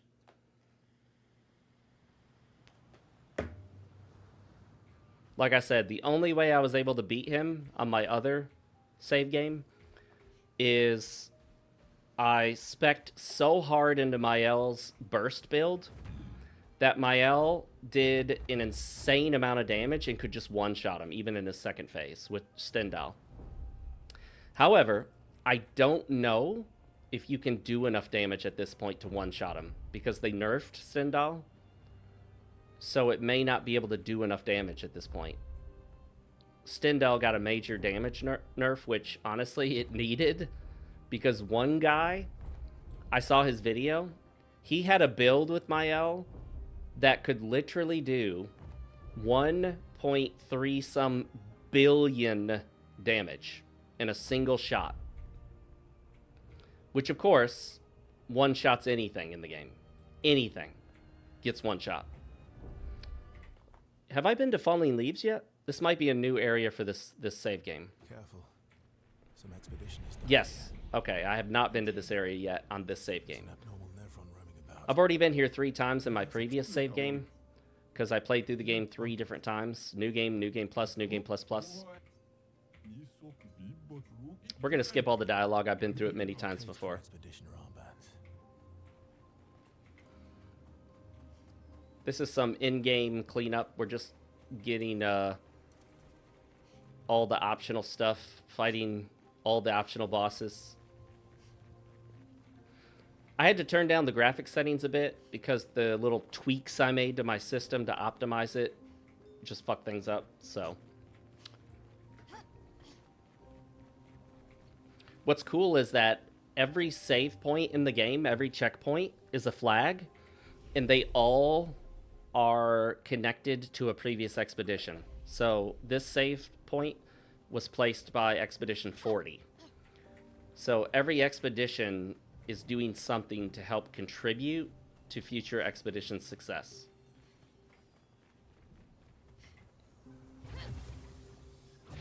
What's also really awesome about this game is that if you just follow the main story and only fight the main enemies along the main path, you can complete the game. You don't have to do any grinding. You don't have to do any optional content, and you could beat the game in about 20 hours. But if you do what most people do and you do some of the optional content, that expands how much time you can spend. And really, there's about 15 to 20 hours of optional content. So the game is either the length it is, or it's twice as long if you do all the optional content.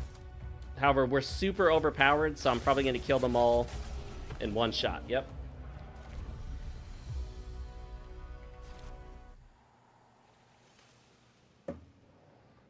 Also, I can tell you, if you do all of the optional content as you go, you will remain a little overpowered the entire time. If you get to the end game and you don't go immediately to the final boss, but instead you do all the optional stuff, the final boss will be pretty easy. At that point, you can basically just burn the final boss down without too much trouble, because you're going to be overpowered. Well, that will help. So some people would recommend that when you get to the point where you can fight the final boss, maybe do a little bit of optional content. Like, you could do the character's quest lines, and then after that, just go to the final boss.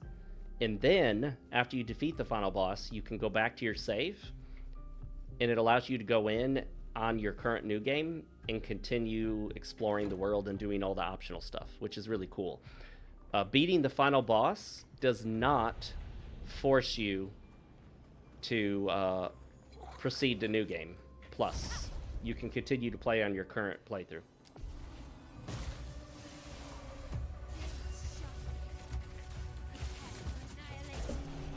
I didn't even hit the quick time events because we don't need the extra damage.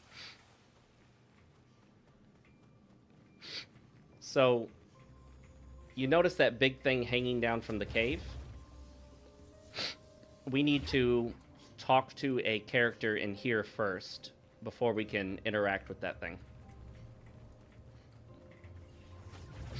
There are a lot of optional side quests, and the side quests in this game are similar to like the Souls games in that there is no list, there is no journal of side quests, there are no checkboxes.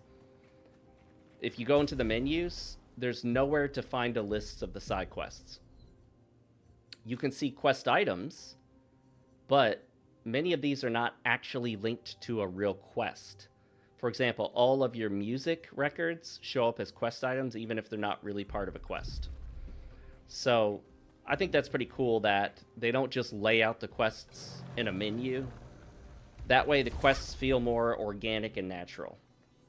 Whenever they put quests in a menu with checkboxes and icons and instructions on where to go, it kind of cheapens the feel in a way.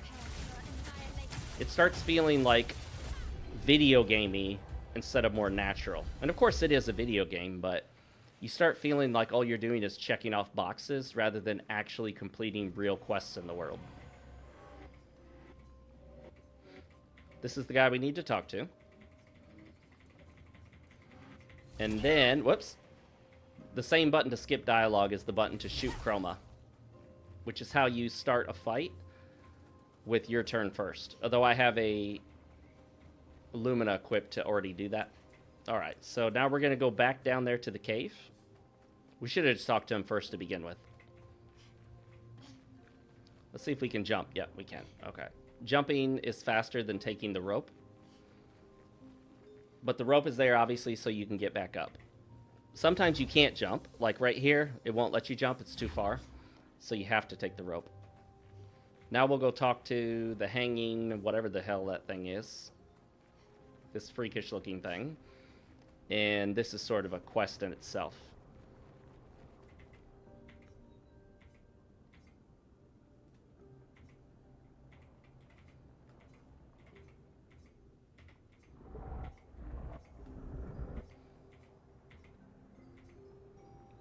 Okay. And then we can go back and talk to the boy again. I'm pretty sure this is how it goes. It's not too complicated. Pretty straightforward. You just have to know to talk to the boy first, and then go back to that thing.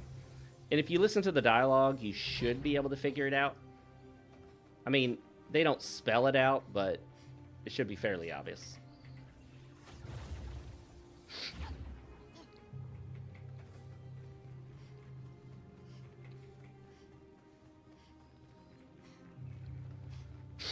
And you'll notice this door is the same type of door that's in the manor.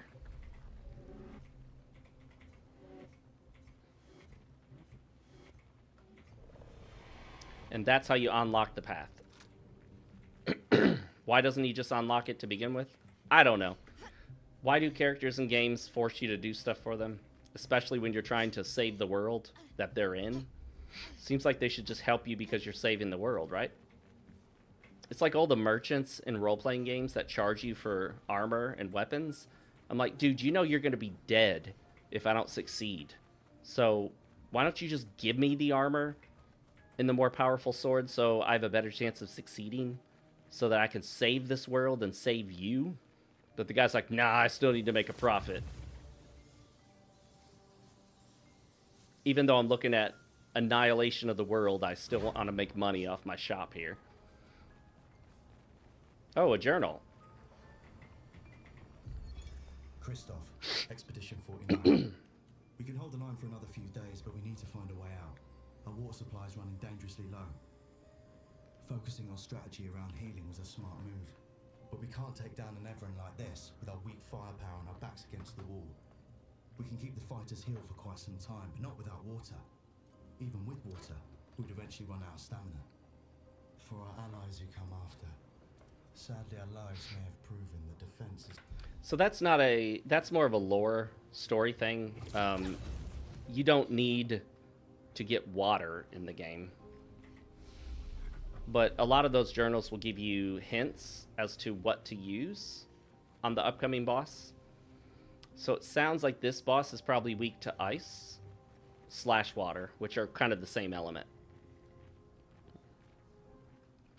This boss is going to be most likely super easy because of how powerful we are.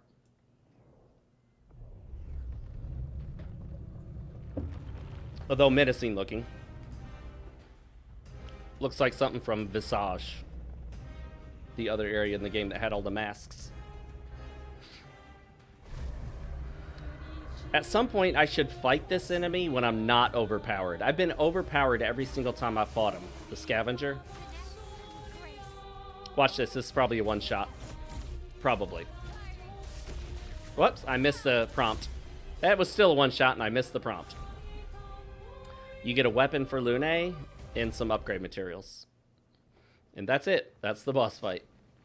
What was he gonna do? We don't know. We blew him away in a single shot.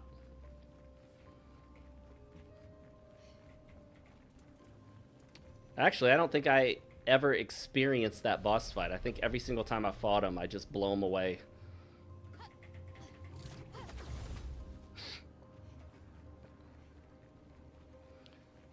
The director of the game has said that he knows you can create super broken, powerful builds, and he didn't want to stop people from doing that.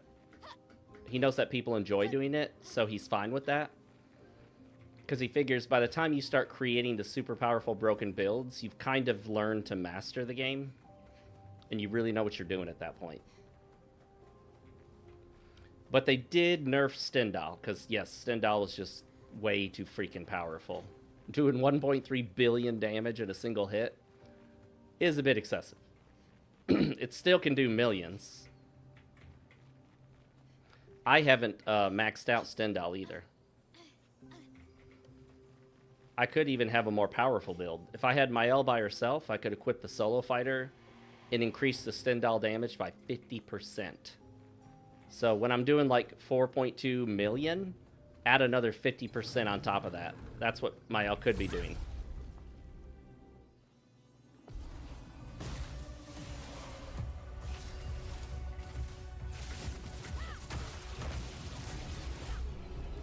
Ate through all 3 of his shields and killed him with the last shot.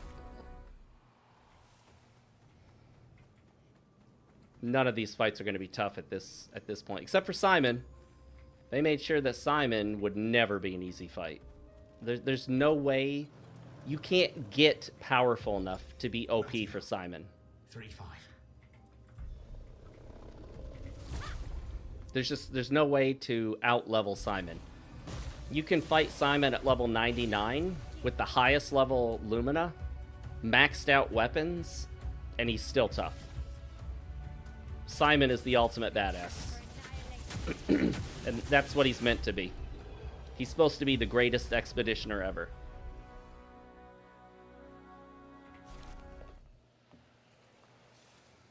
I'm still level 92 because none of this stuff has given me enough experience to level up quickly. the first time through the game, when I was at home, I would play through the new areas. If I was away from home and I had my Steam Deck with me, I would just farm some of the enemies and level up by grinding. And that trivialized much of the game, because you can grind to pretty high levels early on if you know what you're doing. And then a lot of the fights become quite trivial. It becomes super easy to just blaze through bosses that otherwise would have been tough. Now, if I'm not mistaken, they give you this weapon, but there's nothing else special up here. Just the fight with them to get the ice-based weapon for, I think, CL. So all of Mael's weapons are basically fencers' weapons. They're like fencing swords. All of Verso's are regular style swords or curved swords. Monoko has these staffs with like a bell or something on them. Lune has whatever the hell these things are. I don't know. Whatever you would call those things. And then CL has double-sided scythes, because she used to be a farmer. It's interesting how much of the story and the lore actually plays into the gameplay.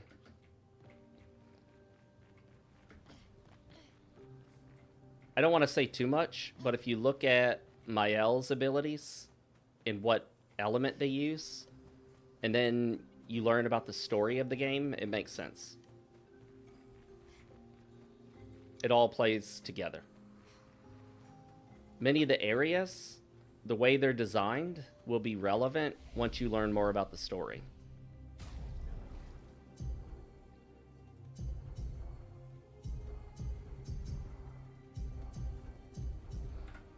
Just putting all the color of Lumina in there, expanding their Lumina.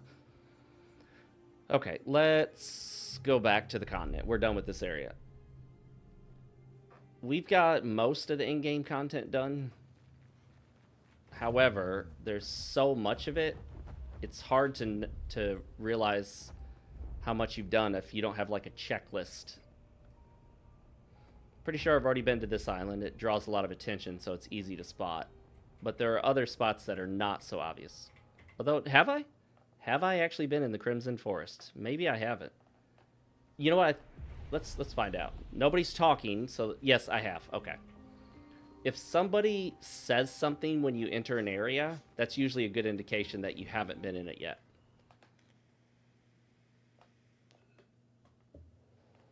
Because they reveal something story-wise or have a comment on how they feel about how the area looks. This is the Endless Tower, although it does actually end. However, there's something interesting in here that I theorize could be the connection to DLC. They have talked about the possibility of DLC for the game. And if you come in here, you can interact with this canvas and you can fight 33 trials. Each one is a stage with 3 trials each. So when you get to the bottom, it's stage 11, trial 3, so making for a total of 33 fights. And the fights get progressively harder as you go through them. The final fight in that thing is a huge story spoiler, so I wouldn't show that live. But if you come in here, there are these two sort of gradient colored canvases, one here, and there's one over there. And you can run up here and grapple up here, but you can't interact with either of the canvases. There doesn't appear to be anything to do here. You can shoot them. That doesn't do anything. Whoops. My mouse was on the second monitor there. That doesn't do anything. And then, although it may just be for looks, why would they have a grapple point and allow you to run all the way back here for nothing? There's nothing you can do here either. Shooting them doesn't do anything. But if you look at it, there's 1, 2, 3, 4, 5, 6, 7, 8, 9, 10, 11 canvases. So that could just be representing the 11 stages of the trials. Each trial, each stage having 3 trials, making for 33 because there's 11 of these canvases. But at the same time, it feels like you should be able to interact with it. Or interact with the canvases over there. So maybe this could be the jumping off point for DLC area. It's a theory. I'm not married to it. I'm not saying for sure, but it just seems strange that you can go all the way back up to that and it doesn't do anything. Because they even have a grapple point there. It could also have been cut content. They could have originally had where you interacted with this canvas and went through an area and you interacted with that canvas and then you made it to that canvas and that canvas is the one where you did the trials. That would have made more sense to do the trials on that big thing with 11 canvases because there's 11 stages. 3 trials each. But instead, all the trials are through this blank canvas right here, this dark one. So, I don't know. It's a theory. A game theory.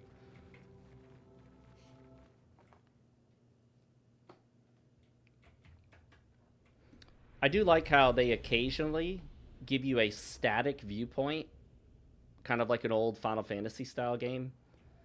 And your characters are really small, but they get bigger as they approach the camera, and they get smaller as they run away from the camera. They only do this a handful of times in the game, and I think it's to emphasize the scale of something important. So a lot of areas in the game are inaccessible until you get flight, and you don't get flight until right at the end of the game. You get the flying ability shortly before you can access the final boss. It not only allows you to access new areas you couldn't before, it also allows you to easily get back to any optional area you didn't go through the first time. So there is a Bourgeon enemy that I'd like to interact with. It's one of the Nevrons that talks. I think, yeah, right here, okay. I missed it my first time through. You can actually get to this guy on foot, but I didn't on my first time through on this playthrough. However, I fortunately already have the item I need to complete his quest line, so we're going to be able to do it right now. There are a handful of Nevrons that talk, and if you communicate with them, they'll generally ask you to get them something. Most of the time, the thing you want to get them is in the same area they are, but there are times where you'll have to leave that area and go somewhere else to get it. This guy says he needs to grow, and what does he need? He needs the skin of a large Bourgeon, which we already got. You have to fight one of the optional Bourgeon fights, and then you can give it to him. And he eats it, which to me sounds cannibalistic. I mean, that's one of his own, right? That's like if you needed some other human skin and then you ate it. Okay, then it tells us to come back later. So fortunately, all we need to do is leave the area and come back. But before that, I'll just make sure there's nothing hidden in here. Aha! Expedition 53, Lilu. Dominique's other injuries are manageable, but she's been in a coma for 2 weeks with no change. F word coming. Fuck. What do we do? We can't just leave her here. But what about the mission? Lance says give her 1 more week, but Dom would have wanted us to go on. It's kind of cool if you listen to the journals, or at least if you read them. It's also awesome that they're voiced because it gives them more of an emotional impact. You get to hear about some of the trials and tribulations of the previous expeditions. And like I said earlier, they also will sometimes give you advice on things. Like, they will sometimes tell you where you can go to get something, or they'll tell you something where if you're paying attention, you'll realize that you can follow their advice for the next boss fight. Like, they might tell you what the boss is weak to, but not necessarily directly. They usually just hint at it. Like, for example, one, I think, commented on how an enemy didn't seem to take much damage from their fire attacks. Oh, look, there's our little guy. Notice he's white. All the ones you can talk to are white. And there's a story reason for that. So much of this game, it would be easy to not notice, but colors, paint, designs, styles all matter. The level designs are not just to look cool, which I think is awesome. Uh-oh. It says I'm offline. Do I still appear offline? Or, oh, well, that was just brief. Now it says I'm back online. Okay. Everything, for the most part, it's not just to look cool. It's not just to be badass. They all have a purpose. Like the designs of enemies, if you pay close enough attention and then you really look at the story, you'll realize why certain enemies are designed the way they are, why some look different than others, why some are colored the way they are. It all matters. Like, it all has a story-based purpose. There are themes in this game that you could talk about and study, like, for hours. And there are hours-long videos about the themes in the game, the colors, the significance. Notice you have the option to attack. If you take that option, you can kill them, and you will get rewards. But you don't want to do that. At least, not yet. I actually attacked them my first time through the game, and I missed out on something pretty cool, though not terribly unique, but something really awesome.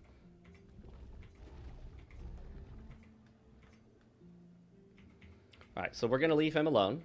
I think we have completed all of the White Nevron quests, and now that will give us another option.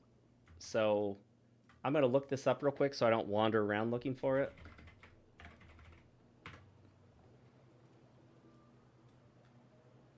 We're going to pull up whatever website comes up first, which in this case was IGN, but that's fine, you know. IGN can do good content when it comes to, like, playthrough walkthroughs and guides. You just don't want to read any of their news articles expecting them to be worth anything. Their news articles are usually just garbage. All right. Although, actually, I think we did miss one of the Nevron quests. Maybe two.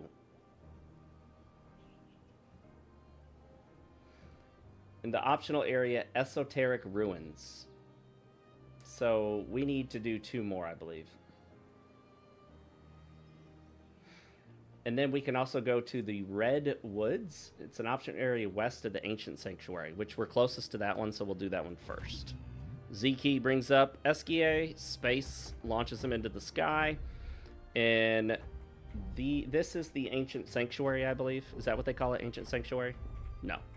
Where's the Ancient Sanctuary? Let's look it up on the map.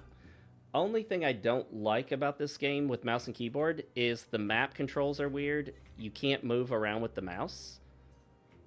You can only move with the WASD, but it doesn't always work. Like, sometimes I push the WASD button to move, and it just sticks. See that?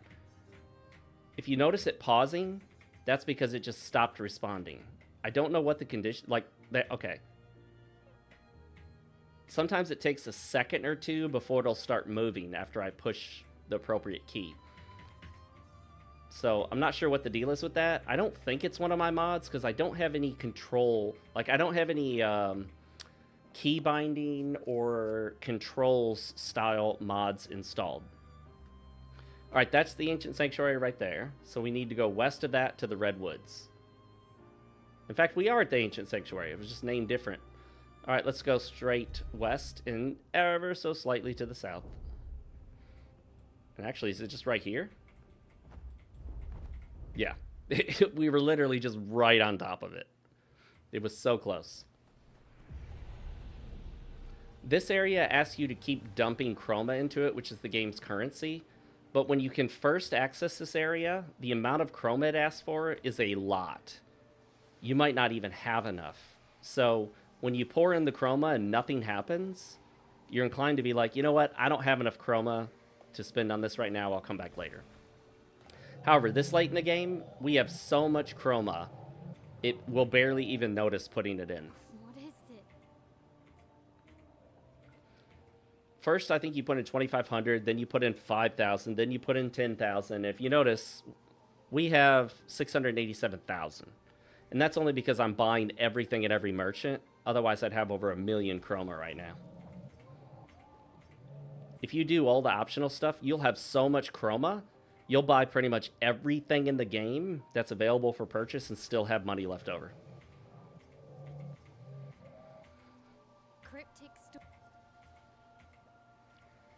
Now it wants 50,000. Boom. There he is. A white Nevron. He gives you an item. Recovers 10% health on turn start.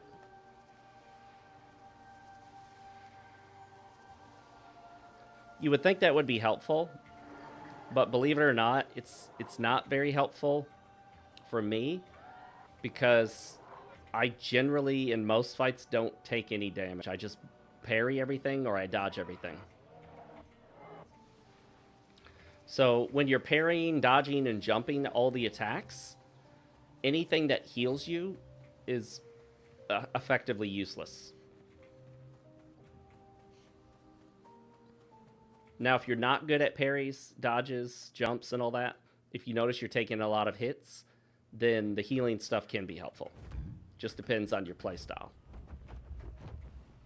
All right, so next one we need, we're going to go to the IGN guide, is in the Stone Quarry, an optional area of the continent east of the Forgotten Battlefield. So we're going to go there, to the Stone Quarry. And that should be labeled on our map.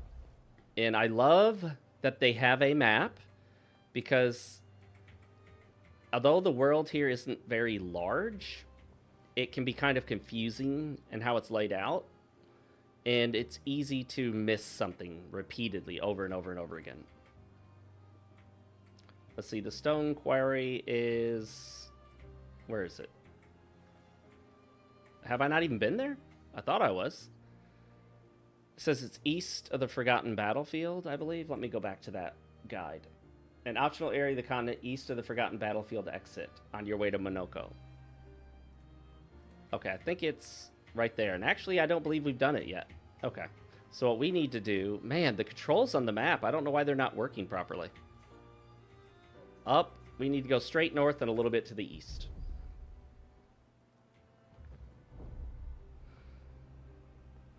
The Stone Quarry should be fairly easy to see. It's the exit, not from the Stone Wave Cliffs, but this area up here.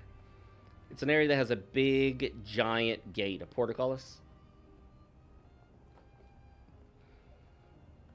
And many areas, especially the larger ones, will have an entrance and an exit. So this is the entrance to the Forgotten Battlefields. And on the other side will be the exit. So that's why there are often two ways into something. And now we need to go slightly to the east over here in the Stone Quarry, which I don't think is up there. Yeah, this was an optional boss fight right here. Or like mini boss. This is the Stone Quarry. Easy to miss. Easy to not even realize it's there. That's unusual.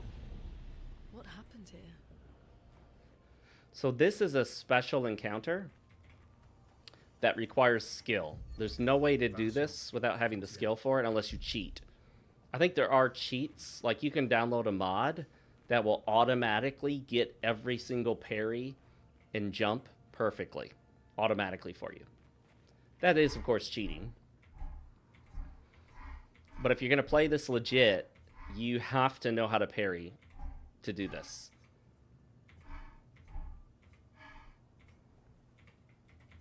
And this is not the only one. There's another one where you have to dance with an enemy, but the dance consists of parrying her attacks.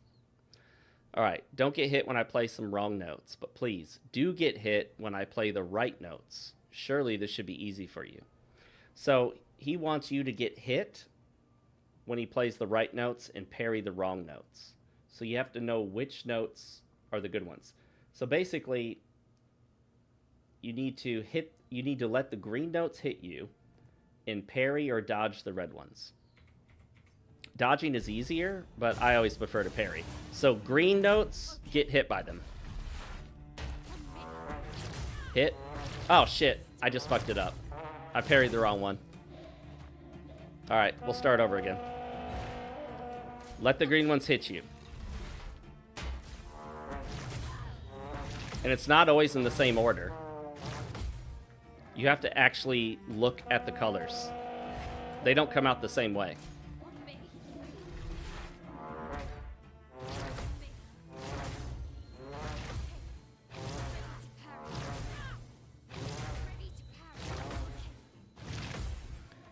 And they all come out white initially and then change color. So you really have to be paying attention.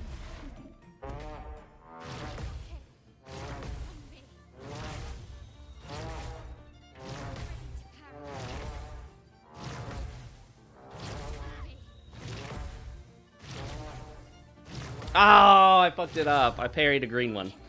It's really easy to fuck up because you have to be so fast about it that sometimes you're just like, let me hit it. Oh, I shouldn't have hit that one.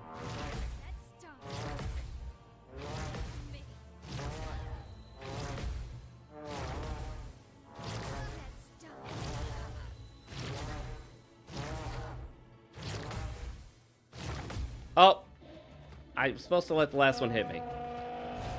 Okay, I can get this. I can get this. It's like Guitar Hero, Expedition 33 version.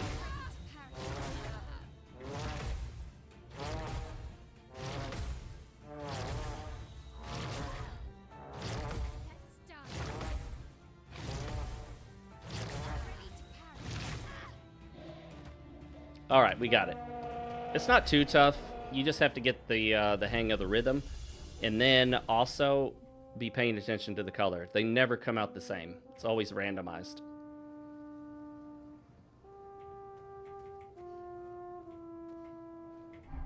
All right, I should get something, right? Yep, healing parry. We already had it, but that gives us a higher level version of it. So now we have the option to attack them, but we should not. All right, I think there's one more of these guys we missed our first time through. We need to go to the Esoteric Ruins, which is an optional area that I don't think we've been to. It's on a continent to the west of Old Lumiere. Should be easy to find. West of Old Lumiere.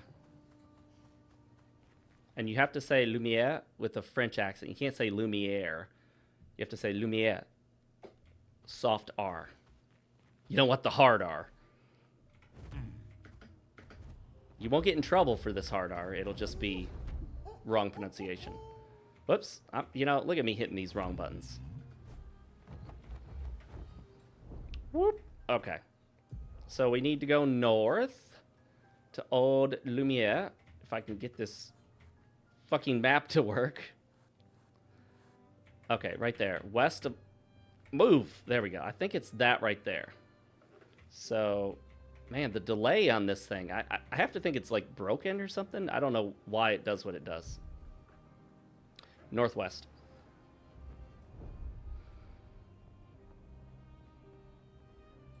Old Lumiere is rather large and easy to spot. But because the world is just so kind of cluttered and full of stuff, it's surprisingly easy to miss. This is Old Lumiere. It's huge in terms of like how it looks. You'll notice it looks unique, and if you realize what it is, it's part of the story. But I'm not gonna spoil anything. So much of this game is explained visually, even if not necessarily in text or in words. But if you're paying attention, you can see a lot of visual storytelling.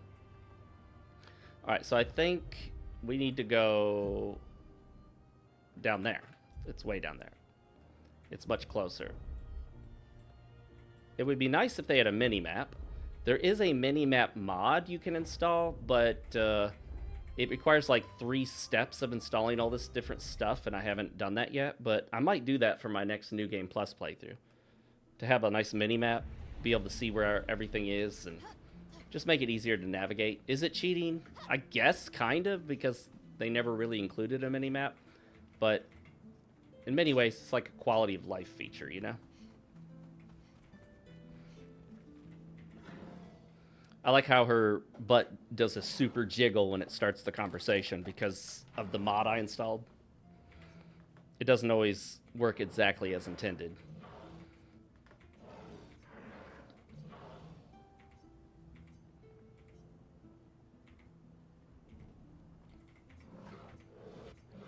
Sometimes you have to answer their questions correctly. The good news is you're given options, and you can try as many times as you want, so you just go through all the options till you get it right. Or perhaps they called Nevron something else. I will say, this game does not perform as well as it should, because it is on Unreal Engine 5, but at least it uses the resources you have. I typically get 30 to 40% CPU usage, and my GPU usage is around 95 to 99%, which is solid. You almost never see 100% GPU usage just for technical reasons. But if you're seeing a high 90 percentile on GPU usage, that means the game is using your graphics cards, your graphics chipset to the full extent. What sucks is when a game is not performing well and you see GPU usage like in 80% or something. That means it's not even utilizing your full graphics card's power. That means it wasn't programmed well. So this was programmed well. It's just Unreal Engine 5 is the problem, in my opinion. Unreal Engine 5 just, for whatever reason, can't seem to get the performance that it should. And I know Tim Sweeney likes to claim that that's because developers need to optimize better, and sure they do. But the fact that none of these developers can seem to optimize well enough for Unreal Engine 5 tells me there's something wrong with Unreal Engine 5. I'm not going to blame all the developers. That, to me, doesn't sound right. Just blame every single developer of every single Unreal Engine 5 game of not knowing how to optimize. Yeah, what happened to in-house engines, man? When people made their own engines. You know what the problem is now? Games, at least developers think that gamers demand the super high quality visuals, and games are now so expensive to make because of that, that I'm trying to find this third thing to shoot. You have to shoot 3 of these little doodads to open up this paint cage. I've shot 2. We got to see where's the other one at. I'm trying to remember. I've gone through this game 3 previous times, start to finish, but it's been a while, and I don't remember where everything is. Woo! There's no fall damage, thank goodness. And all the landscapes are so, like, active with stuff moving around, stuff flying around, sparkly stuff, that you'd think it'd be easy to see some oh, there it is. It was just blocked from view. Let's go get our reward. In-house game engines are great when developers can make something specifically for what they need. Oh, that was just chroma? That's lame. I didn't need that. That was a waste. I can get more chroma than that fighting one battle. Yeah, the in-house engines allow a developer to program, code their own game engine, giving them exactly what they need for their purposes. When they use Unreal Engine 5, it only has what is programmed into it. So they have to essentially adapt their game to whatever the limitations of Unreal Engine 5 are. And not even so much limitations, but you can download Unreal Engine 5. Drunken Dwarf, I don't know if you know this, and everyone else who's here not talking, which may be nobody, I don't know. You can download Unreal Engine 5 for yourself. If you have the Epic Game Store front on your PC right now, if you launch Epic Games, and there's a tab for Unreal Engine, you can click a download button, and you can download the whole UE5 engine and its tools. And you're allowed to do with that whatever you want. It's only if you decide to make something to sell that now you have some issues with licensing. So you have to license it for that purpose. But you can access Unreal Engine 5 and make whatever you want to make. It's available to anyone who wants it. You just download it. To the maze. All right, so last time I figured this out pretty quickly, but my second time through, I kept fucking it up.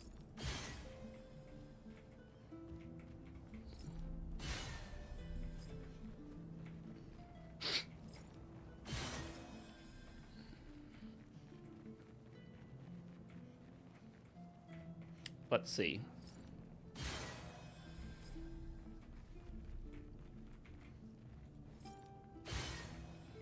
So this is another way that it utilizes the shooting mechanic outside of combat, which I guess is cool, you know?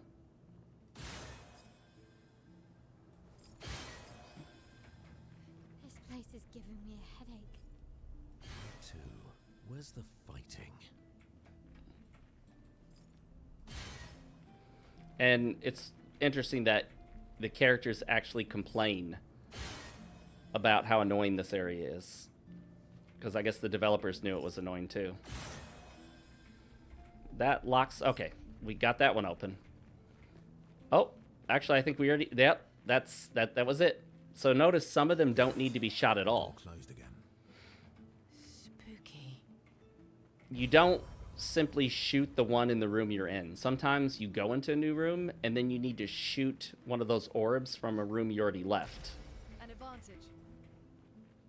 I got some pieces of wood. I think that's the quest item for that spirit thing Well, that will help. that we talked to before. Now, you'll notice the door, the field closed behind us and we can't get back through it and we can't shoot through it either. So, are we trapped? Maybe, but obviously not. That would suck. Instead, we can take a shortcut back. You would think this game on mouse and keyboard would be really awkward. And at first, it felt a little confusing, but I quickly got used to it. And believe it or not, I prefer playing on mouse and keyboard now. I did not think that would happen. When I first started playing this mouse and keyboard, I thought it would be kind of like a challenge run to get used to it. And although I did occasionally hit the wrong key, I've gotten quite used to it. And if I were to play through it again, I would play on mouse and keyboard just because I prefer it now.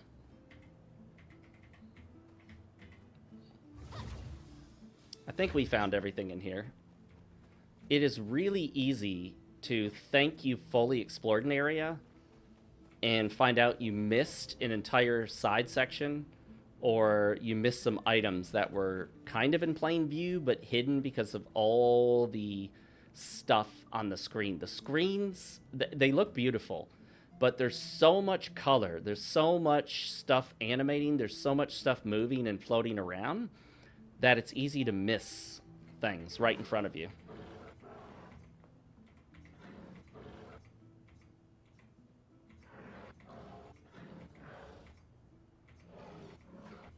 Yeah, this spirit thing just wants some wood boards. Whatever, dude. Here's your wood, man. Enjoy your wood. Protecting heal. Healing an ally also applies shell for 1 turn.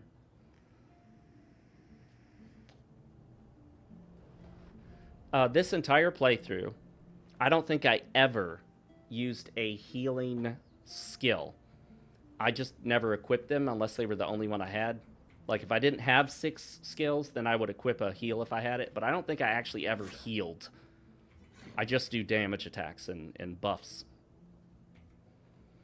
So you have the option between you must die and you were a Nevron. Don't select you must die. It's not that he's tough. He's not. I could one-shot him. But there's a reason why we haven't killed any of these guys yet. The two of you agree not to F with each other. You kind of agree that you're enemies, but you also agree not to kill each other. Now that we have all of these guys' quests done, I believe... Well, actually, hang on. Oh, there is one more. The floating cemetery. The floating island southwest of the Gestural Beach, where you can take on the Only Up challenge. All right, so we got one more. I forgot how many of these things there were. We need to go to the Gestural Beach. Right here. Cool, this is it. Now, the beaches are platforming or shooting challenges. They're all very annoying. The developer said he made them intentionally annoying to be like old school mini games from the past, like the PS2 era that sucked. And well done, my friend. You succeeded. You made mini games that suck. All right, he says it's southwest of here. Thank goodness we at least have a compass. So this is southwest. We need the floating island. I think it's that one, because I don't see another floating island. Whoop. Let's go up, not down. Oh, before I forget, let's grab this. It should be 5 lumina. Color of lumina. Yeah, those are always 5 color of lumina, which are useful. This should be the floating cemetery. It's an interesting area. It's also completely optional. It's shocking how many optional areas there are in this game. If you only follow the story, you will miss probably about half of the content available in the game, which I think is crazy, just how much missable content there is in this game. But it's also good that you have the option, if you want to just blow through the story, to do that. You don't have to do a lot of the content the game has available.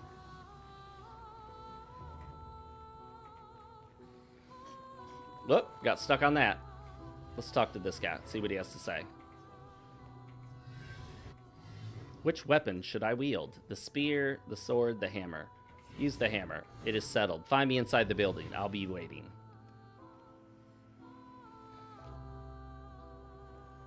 So, that choice you make there changes the battle. You're actually choosing the weapon he uses against you. It's hammer time. Can't touch this. Except we can touch it, and we're going to defeat it.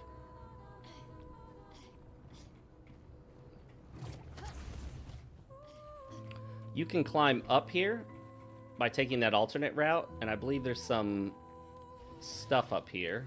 Maybe? Where's it at? You can occasionally destroy stuff with your paint shot, but most things you can't. But you can break some boxes, reveal hidden items occasionally. Whoop! And he'll actually come at you to fight you, which is a clear indication it's a fight. He doesn't wait for you to come to him, he comes to you. So this is an indication, yes, you're supposed to fight this guy. We're gonna off him in one shot.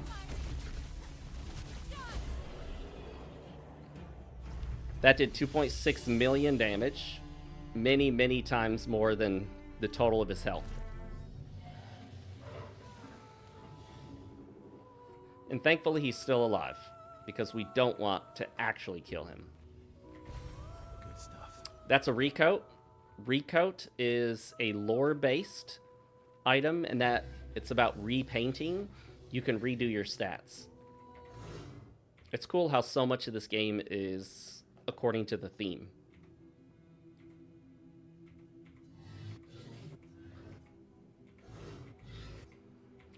You're given several options on what to say, but you're ultimately forced to ask or choose them all.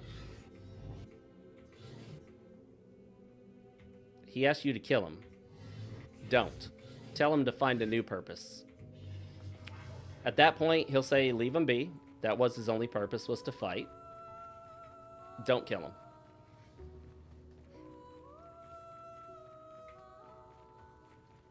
Any Nevron that does not insist on fighting you, generally they'll be white. You want to leave them alive for the super bonus you get later, which is really cool, but not something, it's not super unique. You'll see what it is. It's just definitely something you'll want. Now we fly, and now I'm going to look up where to go for the final thing, because why wander around aimlessly? Fly to the Fountain region. The Fountain's portal is on an isolated patch of land west of the Spring Meadows. Okay, Spring Meadows is where the game effectively starts. That's where you actually start the game itself, is the Spring Meadows, which is right here. So west of that is an island. So what we want to do is go south into the east.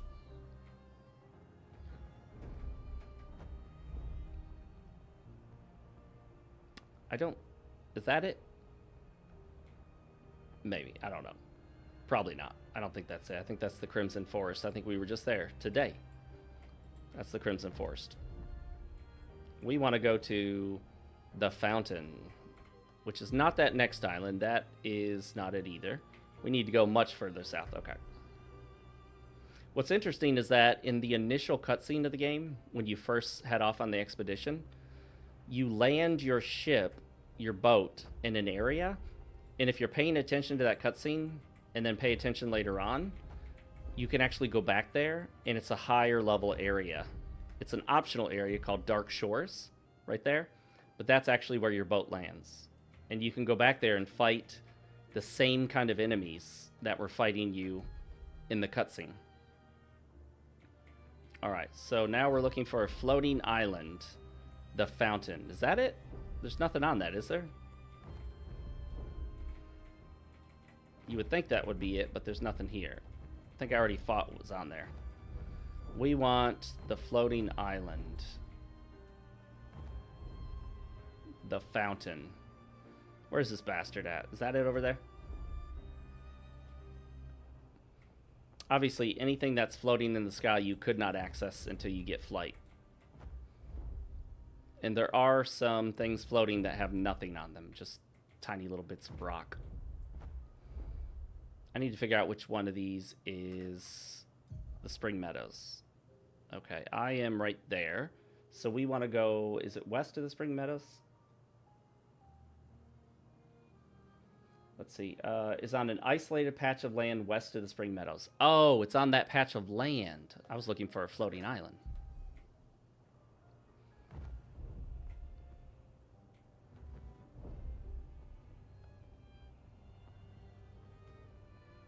Let's see. That's not it. Man, this map is just so busy with stuff that it's easy to pass over something multiple times and not realize it's there. Let's look at our map again. Oh, it's straight north. Okay.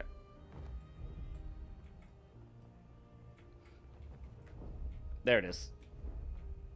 There's no way to get in here without flying.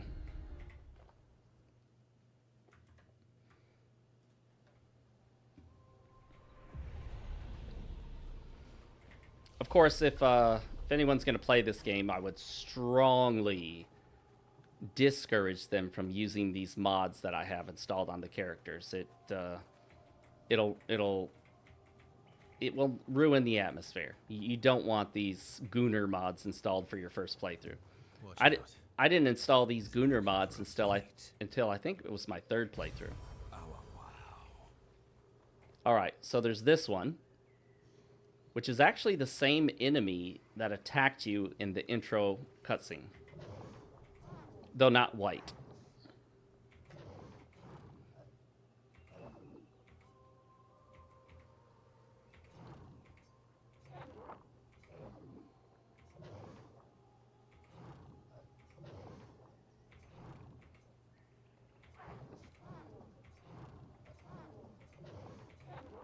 So he explains a lot to you, and then he thanks you for helping all of the white Nevrons. And because of that, he's going to reward you.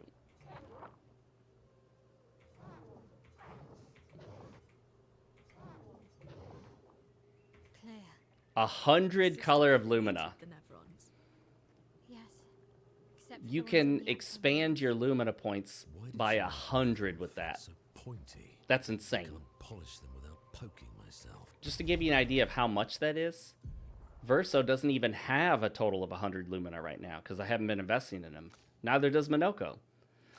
So with 100 lumina, you could equip a lot more, or color of lumina, you could equip a lot more of the lumina abilities. 100 lumina is a shit ton. It's insane. 20 is a lot. Yasmin, Monolith Year 84. My favorite theory is that she's some crazy demonic maths teacher, and this is our punishment for failing at numbers. A load of superstitious hysteria, but at least we're here now. It's worth it just to walk these valleys. I've barely seen a meadow since Lady Genocide and her poison smoke took up residence. And the sky. I feel almost naked with... Well, that's interesting, but we'll skip it. All right, so now we've done the White Nevron quest. You can then interact with him again and attack him. We've got all the rewards, and you get rewards for killing the White Nevrons, so now you could go back through if you wanted and kill all the White Nevrons. And why not? There's no punishment for doing so. Though they do make you feel bad for it. Damn, that guy's got a lot of health. That was almost 4 million damage, and he's still alive. Woo!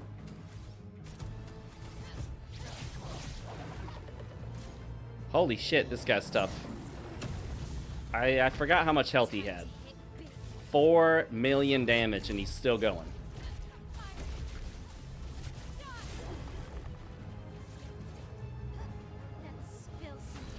Man, Mael gets to go 3 times.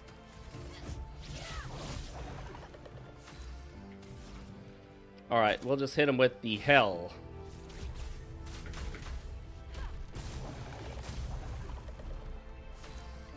And then final path. That'll break him.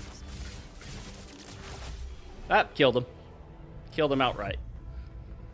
We get 10 more Color of Lumina. So by completing that quest line and killing just him, you get 110 Color of Lumina.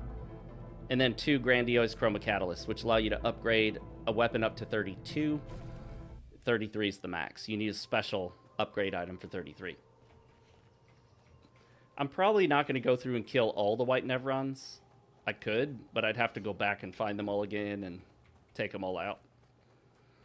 There aren't too many of them, but I don't know if I want to chase them all down and kill them all now.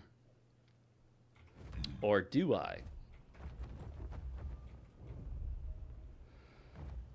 There's the one over by Flying Waters, which isn't far from here. I just got to remember where it's at. I think this is Flying Waters, right? Yeah. So it should be very close nearby. Depending on whether that's the entrance or exit. That's the entrance. So Abyss we already killed. That took me a long freaking time to kill him. And then this thing we didn't blow up originally because I didn't have the ability. Now I do. We get 1 Color of Lumina, which is okay. But given how much we're getting right now, it's not a lot. That's the Ancient Sanctuary. What we want is the little Bourgeon guy that we helped get big. The small Bourgeon. He's not small anymore. And soon he's going to be dead. We're going to kill him.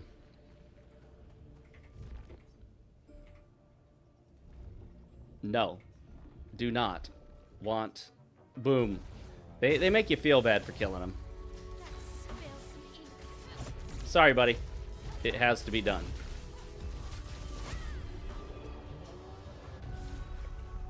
We get 5 Color of Lumina and 1 Polished Chroma Catalyst. Sorry. No hard feelings. Damn, that was cold.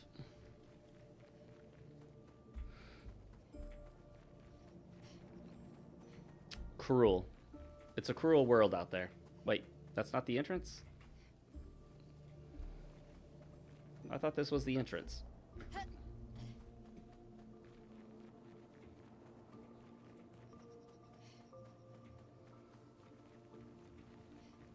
Oh, look at that. I missed that item totally the first time we came through here. It's just a single color of Lumina, but hey, you know, it's right there. Might as well grab it.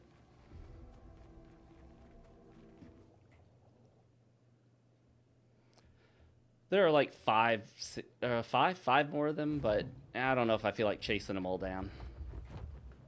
We've done, I think, just about almost everything. Simon's still alive, but Simon is one tough son of a bitch to fight. Did we do the Twilight Quarry? That's a good question. That I don't know. Let's see. I think it's an optional area. Yeah, there's nothing in there but a music record. Some of these areas are just like one screen, and you run in, grab a music record, and run out, and that's it. Nothing huge or special, but something, you know? Collectibles. Stuff to collect.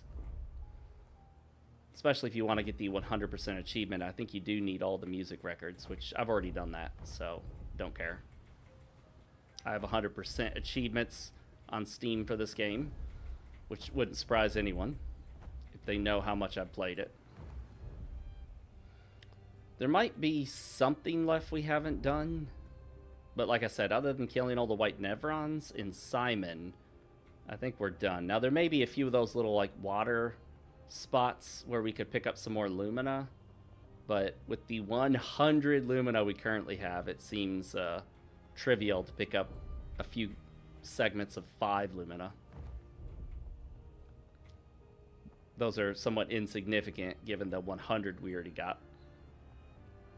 We're going to have so much Lumina that there won't be enough Pictos to, or rather, there won't be enough Lumina abilities to actually spend them all on. Like, we'll have leftovers and really not have anything we need.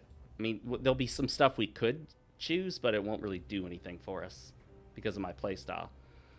I think this guy... Okay, this is a chromatic dude. We have not fought him yet. So there are a few more things spread throughout the world. We'll fight him. He should be easy. We'll see. Whoops. There we go. Sometimes it's hard to tell where the hitbox to start the fight is on these big dudes. Hey, he looks pretty small. Let's shoot those doodads. Well, yep, he's dead in one shot. Obviously, you're intended to fight him much earlier in the game.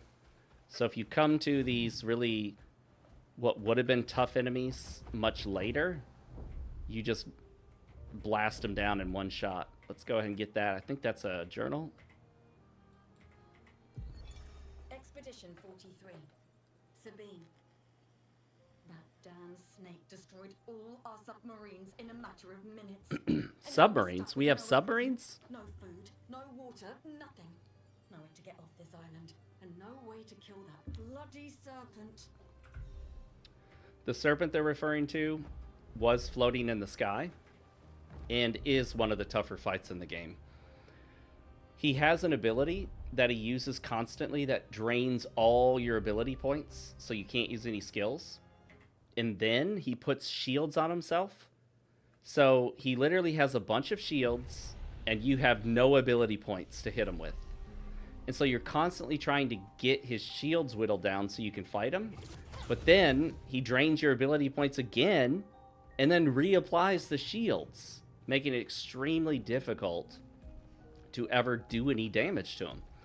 And so the secret is you have to basically mow him down right off the bat, like with Stendhal and some powerful abilities, or you have to equip some skills or some Lumina that can combat his shields. Otherwise, you'll never break through the shields to do any damage. I think I've already been here, but we'll see. I didn't kill the chromatic blaze, so I probably haven't been then. Alright, so he's got 6 shields on, so we gotta burn through those shields before we can do any damage to him.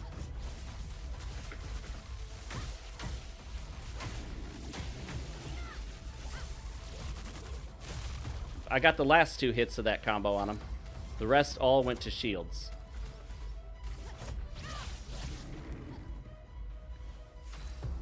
She gets 3 turns and a Stendhal for good measure. And that's it. He's dead. He didn't even have a chance to act.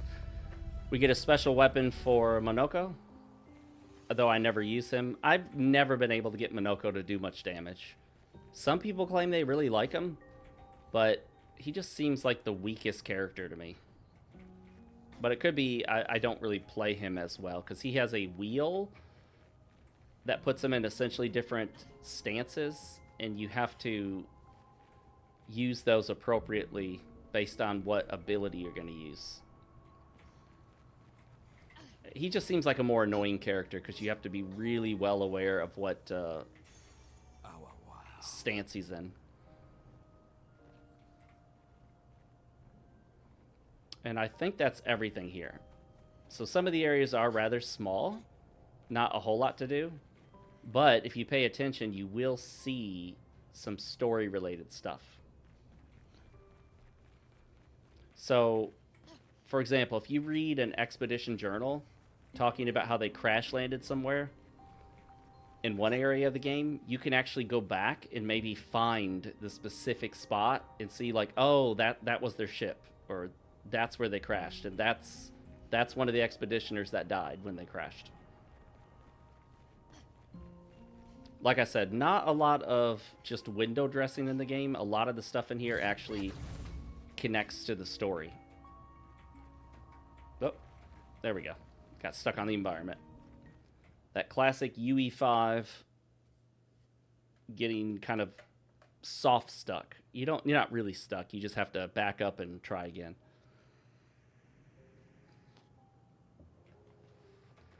Okay, so the white Nevrons, I think 5 of them are still alive that we could kill if we cared to. There are a couple lost Gestrels I haven't found, though I don't know if I'm too worried about those. I can't remember what the rewards are for the last few. You just want to get enough lost Gestrels that you get the ability to break those paint spires, because those open up new areas. So there are some new areas hidden behind the paint spires that I haven't accessed yet, but I'd have to actually go back through areas I've already explored to find them. And really, that's best done in New Game Plus, because you're going to go back through those areas anyway. But going back through them now isn't as fun because you're just mowing through the enemies. None of the enemies give you any trouble at all. You just kill them all in one shot. You just use one multi-hit ability and they're dead. So it kind of feels like wasted time. Best, like I said, best to explore those to their fullest with your new break ability when you get to New Game Plus, when you're playing back through the game, if you want to. And I think you should. This game really is, I think it's better on New Game Plus because the way the story is dished out, you're not going to get everything the first time through. You're going to have a lot of questions, and if you play it through a second time, it all starts to make a lot more sense. Things that get said, things that characters do, things that you see, you interpret them differently, knowing what you know. These things are cool, they're massive, but you can't actually ever fight them, which is kind of disappointing. I thought at some point we'd be able to fight one of them, but you can't. They're never going to be an actual enemy in the game.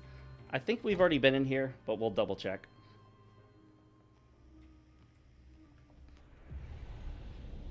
Yep, we've already been through here. Whoop.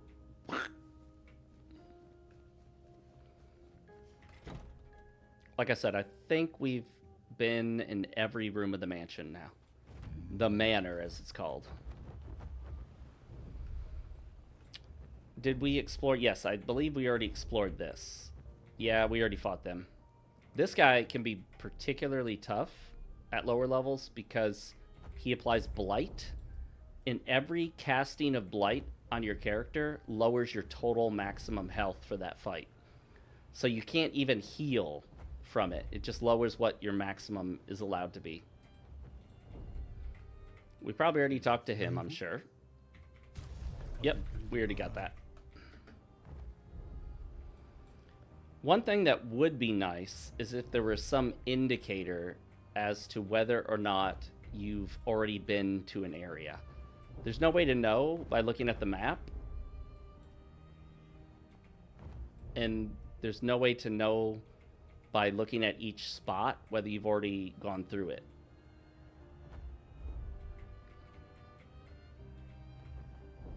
But best time to fully explore the world is with flight. Although, like I said, when you have flight, you're often overpowered for most areas. The enemies are very trivial. All die in pretty much one shot. But it does make you feel like super powerful. This area is interesting in that there's a petanque here that you have to chase around in the overworld and chase them to that little spot there before you can catch them and fight them. All the other petanques are inside areas. That's the only overworld one. And of course you can actually fly to Lumiere. We're not going to go in there for story reasons because I've already been through it and it would spoil some stuff.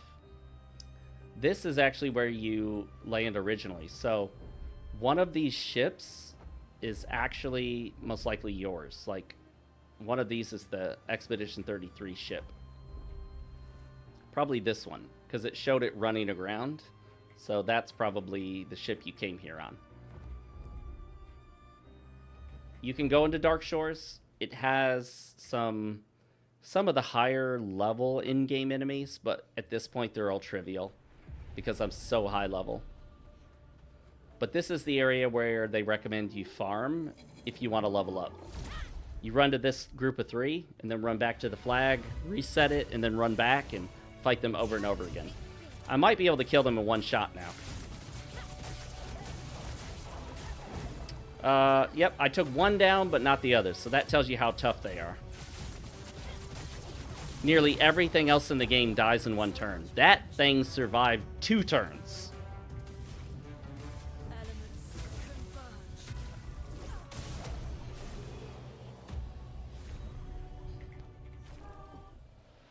It also gives justification for why your team got decimated when they first landed, because this is a high level area.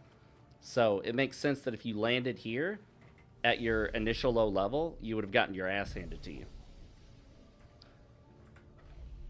Even if you were absolutely perfect with parries and dodges and all that, it would take a long time to kill these guys at starting level. A long time.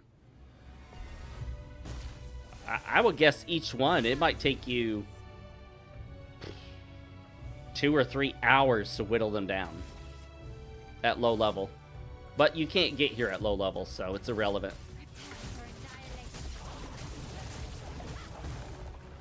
We didn't even kill one that time.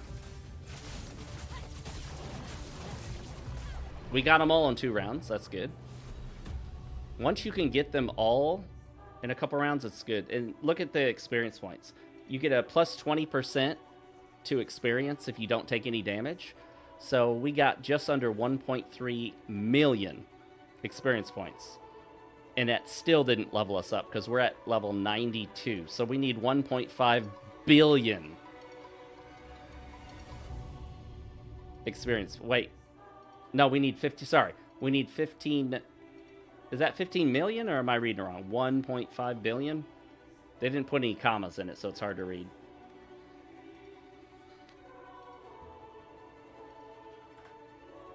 You're really not intended to max out your characters on New Game. The only way I did it was by farming for a long time. I farmed for a few hours, grinding for hours on these guys.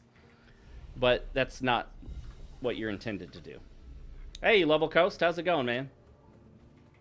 Hey, this is Level Coast who comes in with the hard-hitting questions.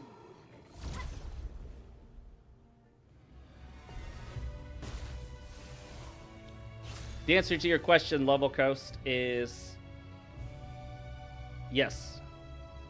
But I don't want to get too detailed. Even though this stream is not monetized, they will demonetize it for that kind of conversation.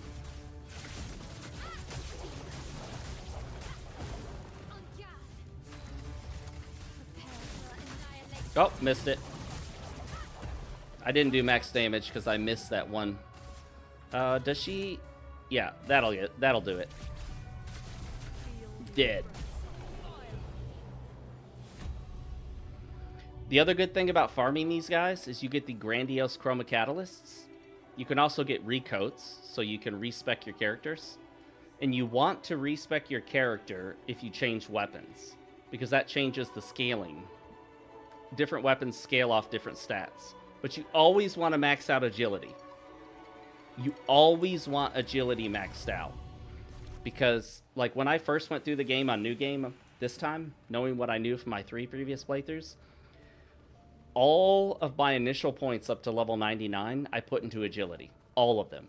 Every single time I leveled, I put all my points in agility. Why? Because agility determines how many turns you can take versus the enemy. And if you have low agility and you're fighting a higher agility enemy, there are times where, and I saw someone complaining about this on X because he didn't know what he was doing. He didn't put points in agility because in many games it's irrelevant or not as important. He was probably focused on might and vitality for health. Doesn't matter, trust me. If your agility is too low, you will literally be fighting enemies that will take 4, 5, 6, 9 turns for every 1 turn you get. I'm not even kidding. So, with agility too low, it's almost as if you don't even get a turn. The enemy is just taking turn after turn after turn after turn, and you don't even get a chance.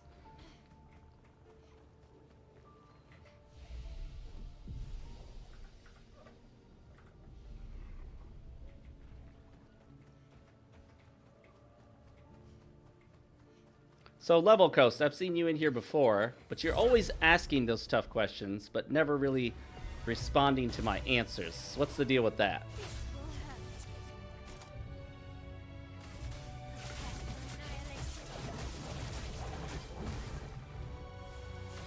Oh, here we go. We're not going to do this much. This will probably be the last one. Oh, that guy survived with the tiniest sliver of health. And Mael gained a level, so Mael is now 92. Or 93, rather. I don't think there are any Pictos or Lumina that increase your experience. In fact, I don't think there's any way to boost how much experience you get other than taking no damage during the fight. So agility is the #1 most important stat. Always max that out as soon as possible, no matter what your scaling is. And then after that, you can focus on the 2 stats that scale off of your weapon. But you may want to consider dumping points into luck, because luck affects your critical rate. And if you can get your critical rate to 100%, which is very doable, I haven't gotten it there yet because I haven't maxed that out, but also I haven't put the Pictos on to do that. If you can get your critical rate to 100% or higher, you will always hit the enemy with a critical. And criticals do massive damage. It's definitely worth focusing on criticals. There are also Luminas that improve your critical rate based on certain factors, such as whether the enemy you're hitting has burn status on them or some other thing. Do crits stack? Your critical rate stacks, but you don't get more than 1 critical per hit. If you achieve a critical, then you've got the critical. That's it. You don't get anything beyond that. I guess we'll do a couple more of these. Levelco says, I can't ask you to tell me why you answered the way you did while you're streaming. That actually makes sense. Whoops, I forgot to rest.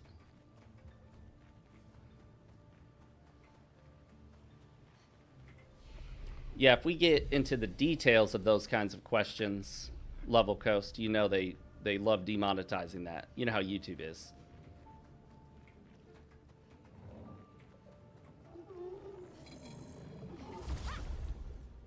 YouTube, in terms of the leadership there, is very different from how I view the world. Very different.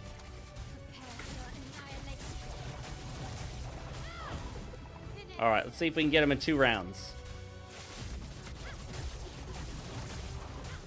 Nope. 2 of them survived. But now they're going to go down with Lune's Hell. Once you get to the point where you can take them down with Mael, going twice in a row, the farming gets faster. But by that point, you're usually like mid to high 90s. I could probably uninstall the mod that makes her chest larger. It does look kind of excessive. All right, well, we're coming towards the end of this stream. Let's just knock out another session here real quick. And then I'm probably going to get to some actual recording for my absurdly stupid review of Expedition 33. I've already got the Stellar Blade review out. Not getting many views because it's also being deboosted by YouTube because YouTube doesn't like me. That's okay, I don't really like them either.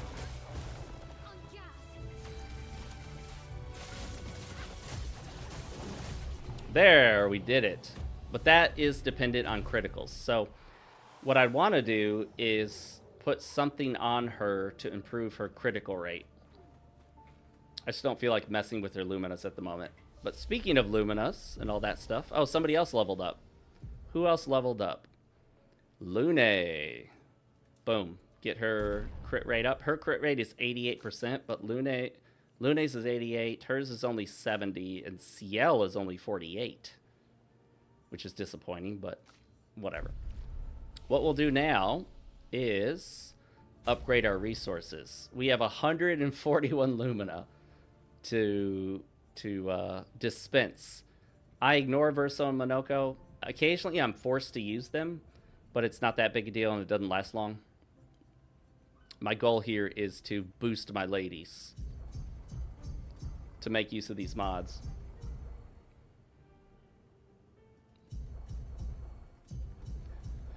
Yeah, I could still get the monetization directly from the viewers, but if you mean like them donating, I don't get a lot of donations at the moment.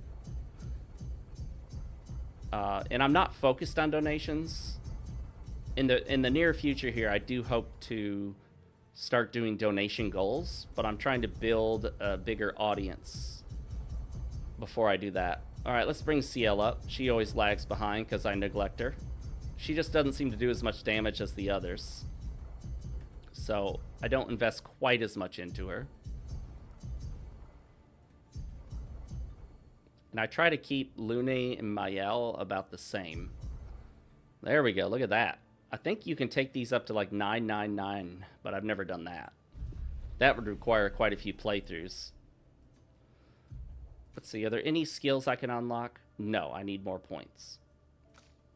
I think you have to get to level 99 to unlock all of their skills. I don't normally use skills like Burden. I've never used Leadership. But whatever.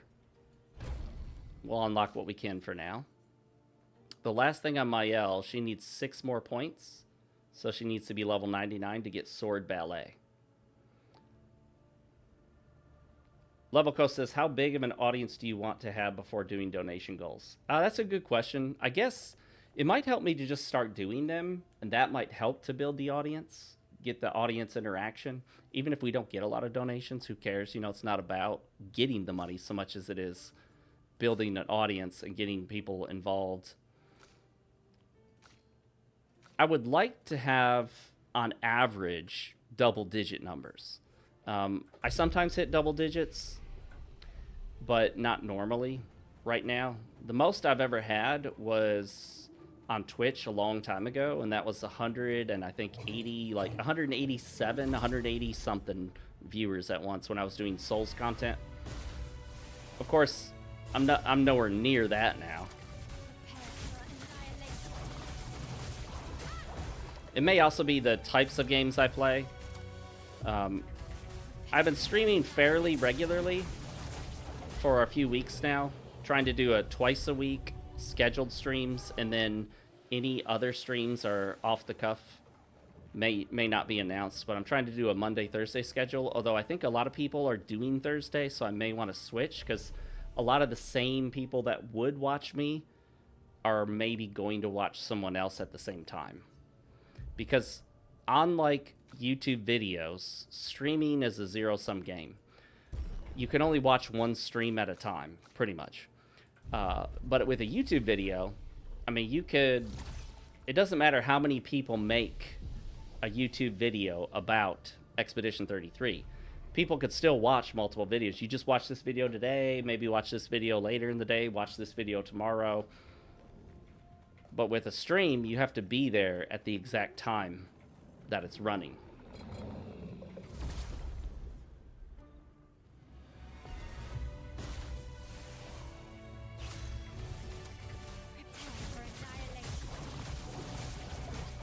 The yellow/orange numbers are criticals, and the white numbers are normal hits. So the variation in whether I take them out in the first 2 rounds is how many criticals she gets. So really, I should just stack up her critical, which is likely going to be from changing out her Pictos at this point. I do notice that the characters I'm not using seem to level slower. So obviously there's a difference in how much experience they gain if they're not in the party, but they do still gain experience, just not as much. I don't know what the number is. I'm sure someone has it. It's easy to figure out. I've used all of that. I still have another healing tent or energy tent, but honestly, I don't really use heals in battle, and I rarely use the energy tents.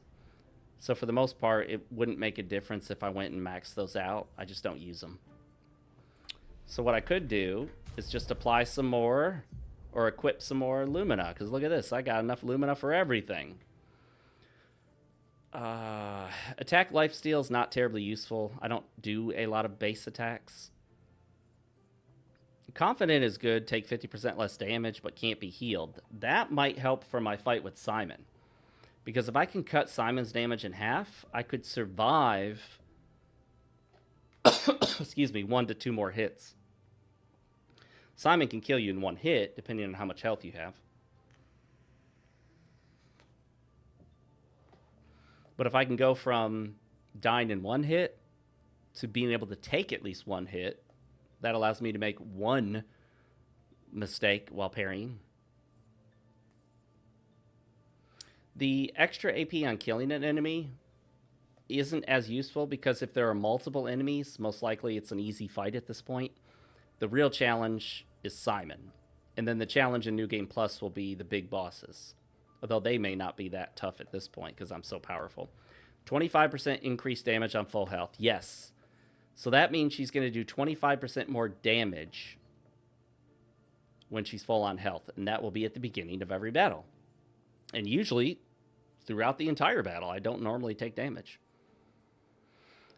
She can do 50% more damage if fighting alone, but that will decrease the experience of the other 2 characters. On every damage dealt, try to consume 1 AP. If successful, increase damage by 20%. That's good. It does drain AP, though, or it can drain AP. If you're trying to save up specifically for Stendhal, then you might not want to have that one equipped. I'll go ahead and equip that. What about... Powerful for 1 turn is good on a base attack, but then I have to waste her first turn where she's getting all these buffs on a first turn, so I wouldn't want to waste it on a base attack.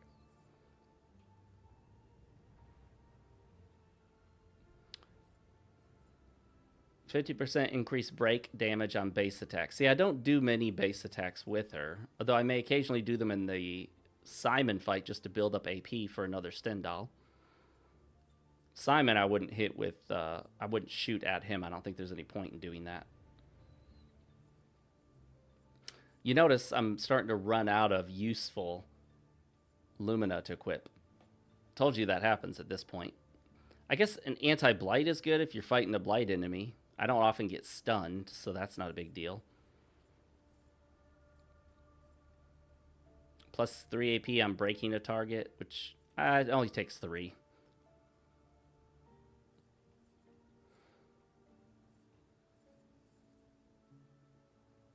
And now we're left with 13. I guess exposing attack, because if I do hit Simon with that later, that might be useful. Luna's going to have a whole bunch more now. 55 points. I think she already has... Yeah, she already has, what's it called? I could give her first strike. That'll let her attack before Simon gets a chance to attack, just like Mael does. 50% increased critical chance if health is below 30. That's actually useful because Simon is the one that will take me below 30. He hits you with the 1 attack that drains you to 1 health, and it's unavoidable. Excuse me. Breaker's good. If if you want to get someone to the break point and then stun them. Confident, that'll be useful in the Simon attack. Go from 1 hit dead to 2 hits.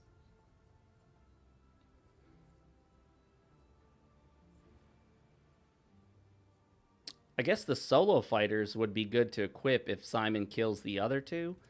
And then at that point, if you're left solo, it counts. I'm pretty sure it counts if the other characters are dead. I'm not 100% sure on that, but I'm pretty sure it does.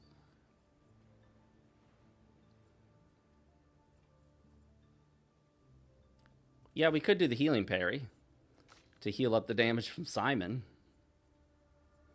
This is all about how to beat Simon. Always play twice in a row. Yeah, let's go ahead and do that. Confident. Those two alone took 60 points. Yeah, the cheater takes 40 points, but it is one of the best in terms of doing damage or even helping to set up to do major damage because you get to take 2 turns. She's got most everything else that we want her to have.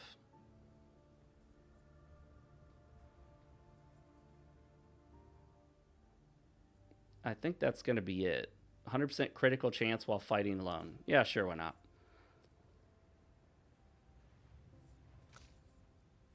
She's already got last stand critical. We'll put that on her as well. She's got 4 more, so how about... Yeah, none of these are terribly useful. We'll just do marking shots, whatever, who cares? All right, let's, before we finish, let's try Simon again. All right, we'll see you later, Drunken Dwarf. Thanks for stopping by, man. All right, if you're out there in the audience, say hi, say hello, let me know. I usually don't bite. We're going to go, at this point, pretty much just straight north. I don't think it ever actually shows Renoir's drafts on the map. It's kind of a hidden area that pops up. I forget the conditions under which it pops up, but even after it does, I don't think it ever actually shows on the map. It's unmapped, guys. I believe it is north of this. And past this land, yeah, it's up there. Right before the Serene Visages area. Closer to the monolith.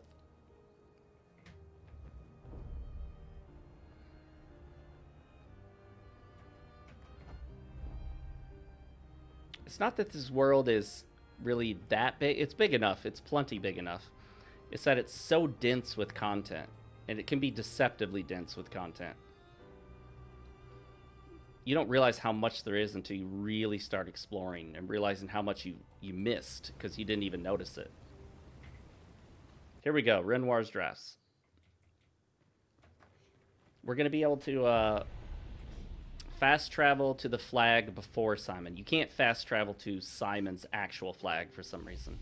Even though there is one down there, for some reason is not a fast travel flag.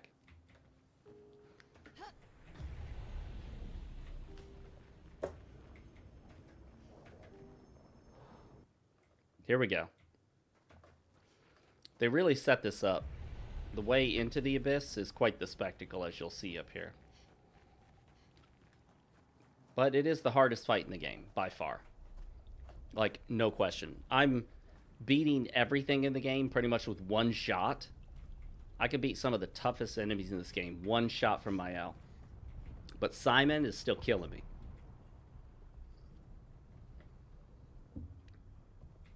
Simon is like the insane kind of difficulty you would expect from like a user-created mod. So as you can see, quite the spectacle. Whoop. Nothing tells you need to jump off here, but you're probably going to try jumping off when you realize there's nothing else to do.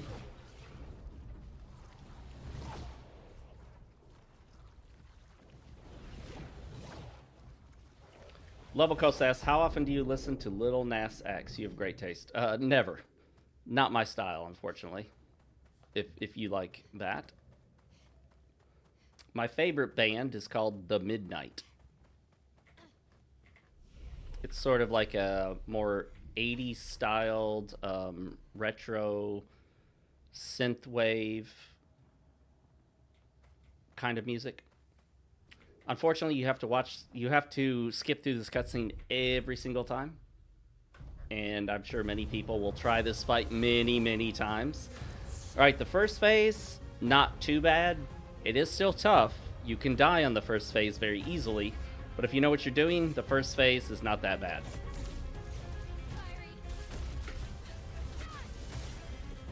Alright, 5.3 million. We got him down quite a ways. We don't have enough to do anything else, but we can build up AP on him. Alright, Mael gets to go because she has that first chance or whatever that thing is called. What we'll do is... Should we set up? Yeah, we'll set up for Elemental Genesis. The main purpose of that spell is to set up for Elemental Genesis. Ah, I fucked it up already. I missed one of those parries. Surprised it didn't kill her. And Mael's down to 1 HP. That's unavoidable.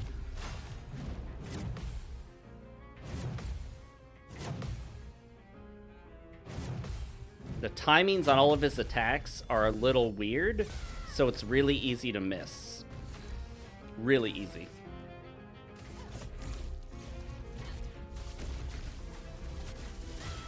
See, normally I would have set her up in Virtuous Stance, but it would require 2 turns, and I think I would have been out of AP and not been able to do the, Stendhal. See, the Virtuous Strike never seems to do a lot of damage, but honestly, at this point, we're not going to get to that Gradient Charge unless we use it soon, so I'll have Luna use it to break him.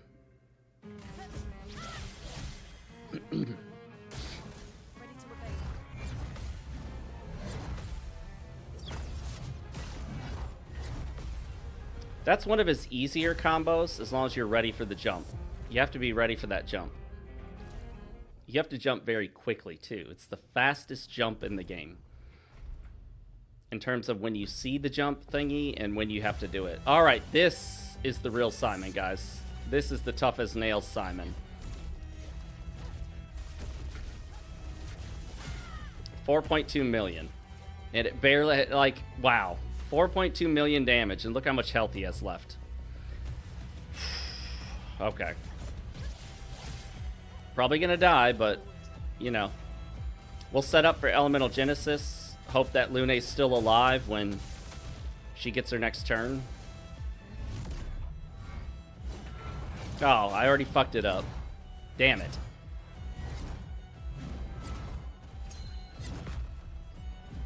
Well, now I'm gonna get the chance. Elemental Genesis is out. And he erases her from the canvas, so you can't even revive her. That's it.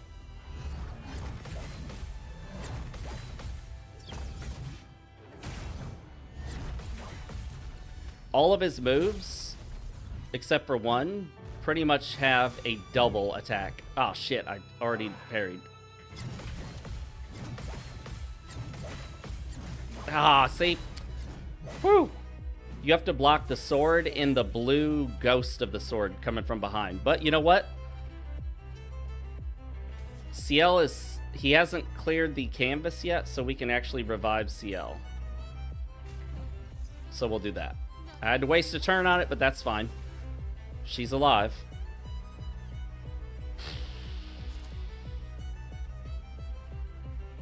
I just don't do enough damage with anything. But if I use Phantom Strike, we can get 35% for a Gradient Charge. But the real power of the Gradient Charge is Luna's Skybreak, which Luna's dead and she's gone. He took her out.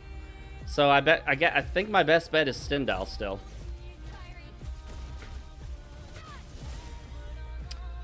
Yeah, I guess so. I mean, maybe I should set up in Virtuos. I don't know. Damn it.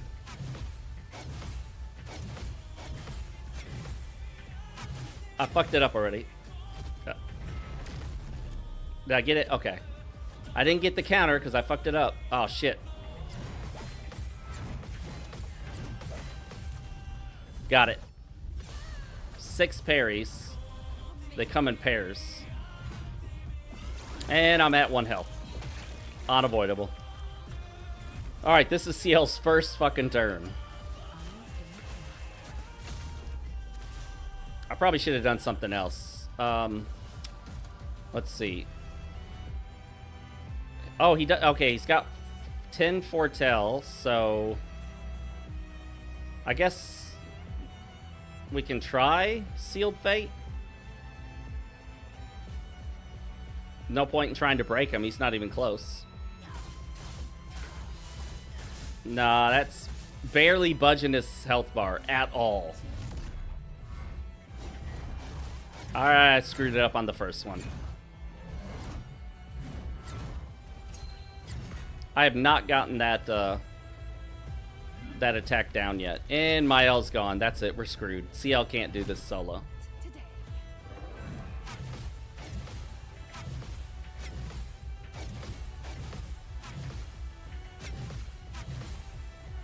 Fuck. I screwed it up right at the end. I got everything but the last one. See, I'm not even getting close to killing this guy. I don't even think I took off 1/3 of his health.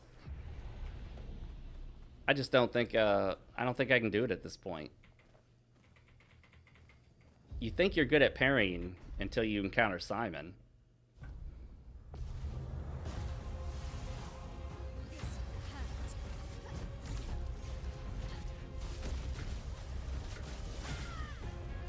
Yeah, his first phase is no problem at all at this point. Though I imagine a lot of people die during his first phase. You might think his first phase is tough. It's nothing compared to the second phase.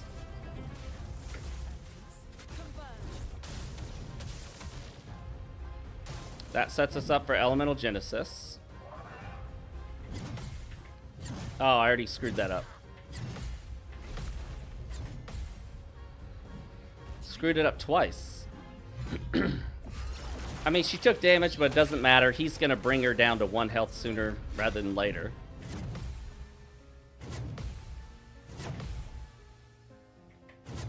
Oh, messed it up. At least she survived. Okay. You know, maybe this is the one case where I should put a heal ability on Lune and actually have her heal. That might be useful here. Should I get to Virtuos to use Stendhal?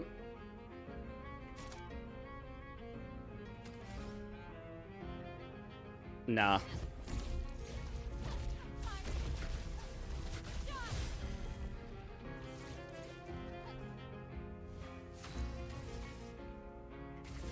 Now I will, since I don't have enough for Stendhal in that round.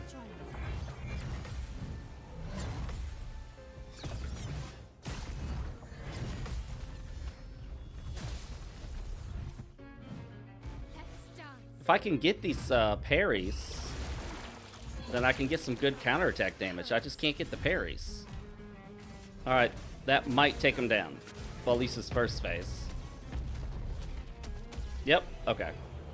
But that's only the first phase, and it ain't the tough one. It doesn't really matter how much damage you take in the first phase, because he generally drains you all the 1 HP anyway.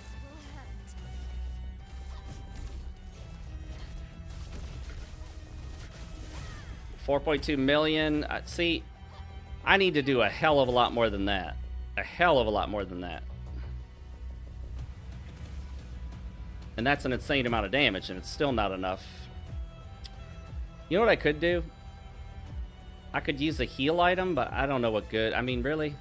I guess I'll heal Lune, because I want to keep her alive for Skybreak. But we're not even close to Skybreak yet. Oh, that's right. I have this. Okay. I can't heal them.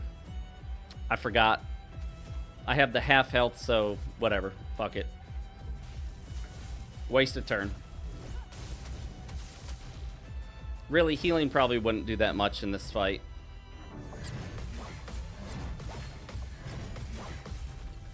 Got that. That one's not too bad.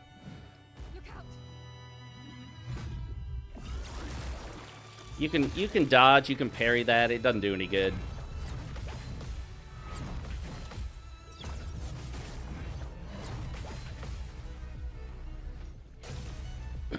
Man, nearly 500,000 and it barely moves his health bar. I suck at that one.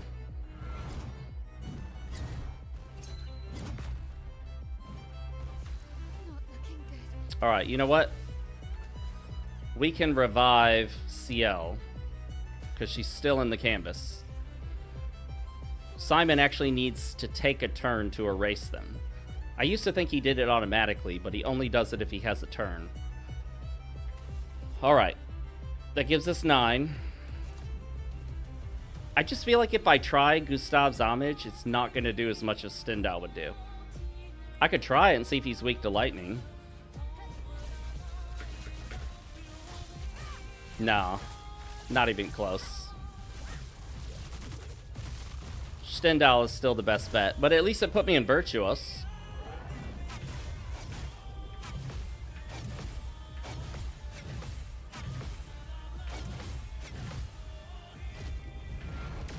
Oh, I messed it up on the last one.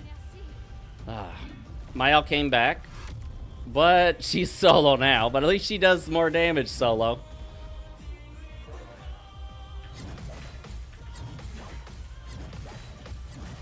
Oh, man.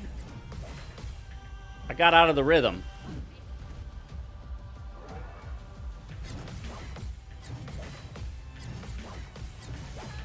Okay. After the 3rd set of attacks, he attacks a little faster on the 4th set of attacks. He changes the rhythm. It's not just one consistent rhythm through the whole fight. Okay, that's enough of that for now. I think we'll go ahead and call it, guys. Appreciate everyone that stopped by. Maybe we'll pick this up again some other time, but I'm going to do some recording or something for the video so I can get something out of my YouTube channel. If you haven't seen it already, I did a video on AI upscaling and why I think it's bad for gamers. I specifically use the example of Expedition 33 and why I think it hurts the gaming experience overall. If you want to check it out, it's on my YouTube channel. You just click my name in the chat or, you know, on the channel right here because it's my channel if you're on YouTube. If you're on Twitch, well, you know where to find me, at RealMarcFoxx at YouTube, also on X, formerly known as Twitter. Thanks again, everybody. And with that, I think we will call it for today. That is all. The G3 Brigade, gaming, grifting, and gooning is out. Just make sure that you don't stop gaming, grifting, and gooning. Bye, everybody.